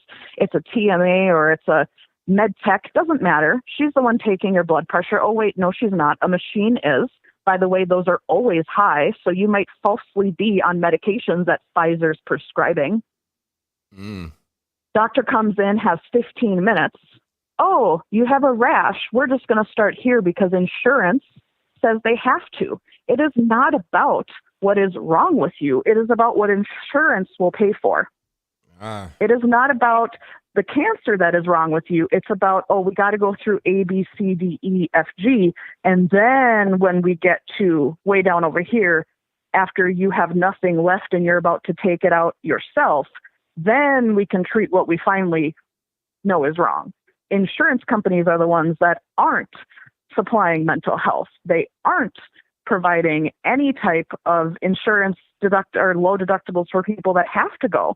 And when you do have to go, they're the ones that say, you only get to go once every 6 weeks. You're having suicidal ideation and PTSD and you have chronic crap that's going on with your brain, but you only get to go once every 6 weeks. it's just that is what's wrong with all of this. People can say it's mental health, but it won't matter until what's really wrong is changing. Does that make sense at all? It does make a lot of sense. There's an underlying issue that we got to get to, and as long as that elephant in the room is just kind of unaddressed, we're going to see a lot of these other problems persist, because that's the core, it's like the base of it. 100%. 100%. Look at your prescription bottles. Go in your medicine cabinet right now. Anybody who's saying blah, blah, blah, or BS, or I know there's haters, because I pay attention to those things for you. Go look in your medicine cabinet. Look at everything that has a PEG written on that. Do you know what that stands for? Oil. The thing that's killing us, the thing that's killing our planet, the thing that they're taking away from your cars, they're pumping in you with medications they say you need to take. And I'm not anti-medication. I manage 6 ladies' healthcare regularly, and many of them are on medication, and they have to be. But you need to also figure out what is necessary. Are you getting enough vitamin D through the sun? Are you getting outside enough? Are you taking walks? Are you doing those things for your mental health? And it's your whole person. It's not just your mental health and your physical and your nutrition. Are you socially happy? Are you financially set? Is your debt right? Uncle ABL needs to come out and give some of those videos, okay? Right on, right on. But you have a good night, and I need to stop so you can get the super chats. Well, thank you for your call. I appreciate you. Bye. All right, great call and perfect timing. The show has come to an end. Thank you all for being here. You guys are the best audience anywhere on the internets. I'll be back live again on Wednesday. Of course, I'm here every Wednesday and Saturday live, same bat time, same bat channel. I'll be here at 8 p.m. Eastern to 11 p.m. Eastern, talking about a few different things going on and taking calls at the second half of the show. Shout out to the moderators. I know it's been a whole lot of stuff going on in the chat. I've been kind of observing. Thank you all for keeping everything nice and above board. I appreciate y'all for doing what you do all the time. I couldn't do the show without you. Thank you to everybody that's been watching. If you've been super chatting, if you've been just liking, commenting, whatever you're doing, just watching on TV, thank you. I could not do this without y'all. But I got some super chats to read right here. And then I wrap it on up, put the bowl clean on top. And let's go ahead and get to it. If you couldn't get on tonight, I almost forgot. If you couldn't get on tonight, don't blame me, blame the white man. It's not my fault. But anyway, thank you to Denny Wong, who says, thanks for speaking the truth. Keep up the good work. Thank you for that. I appreciate it. Thank you to Blast Radius, who says, there are no mass shootings in the inner cities, ? There are mass shootings happening in places like Baltimore, Chicago daily. The recent one was a McDonald's shooting, which the leftist media ignored. Correct. Thank you to Fana Faye, who says, Juicy, like Justice Moyer, already has a TV show in the works with BET after just a few days in prison. Black privilege. Also, just when the media and politicians been advocating for people to get rid of their guns, an armed woman disproved that narrative in the same week. Magic. There you go. Shout out to her out there in Charleston, West Virginia, for disproving that we don't need guns narrative. Thank you to Fana Faye again, who says, Laverne Cox got his own Barbie doll now. I can't wait for the Bruce Jenner one. 6'2" all muscle, welterweight with the sparkly dress and wig. And you know what? Laverne Cox is also big like that. I think Laverne Cox play overseas basketball, something crazy. I'm talking about basketball player. Hold on. Let me do, I'm going to see how tall this person is. And that's an unfortunate name. So this person is listed as 5'11", but I feel like that's what they do when they list basketball players that don't want to be centers as 6'11", but they really 7'3". This person looked like they bought my size, or my height, I should say, not my size.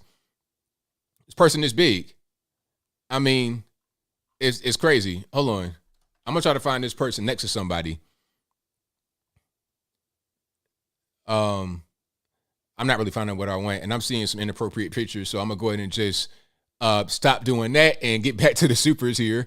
Also, Fana Face says, the fact that the Hispanic school shooter is still in the news is shocking, especially since it's against their narrative that minorities are the victims. There you go. And thank you to the Anti-View, who says, thanks for letting me vent. Hit the like button, everyone. Great show, sir. Thank you for that. And that'll be a wrap for me. Thank you all for being here yet again. I couldn't do it without you. But until next time, y'all be safe. I'm out. And peace.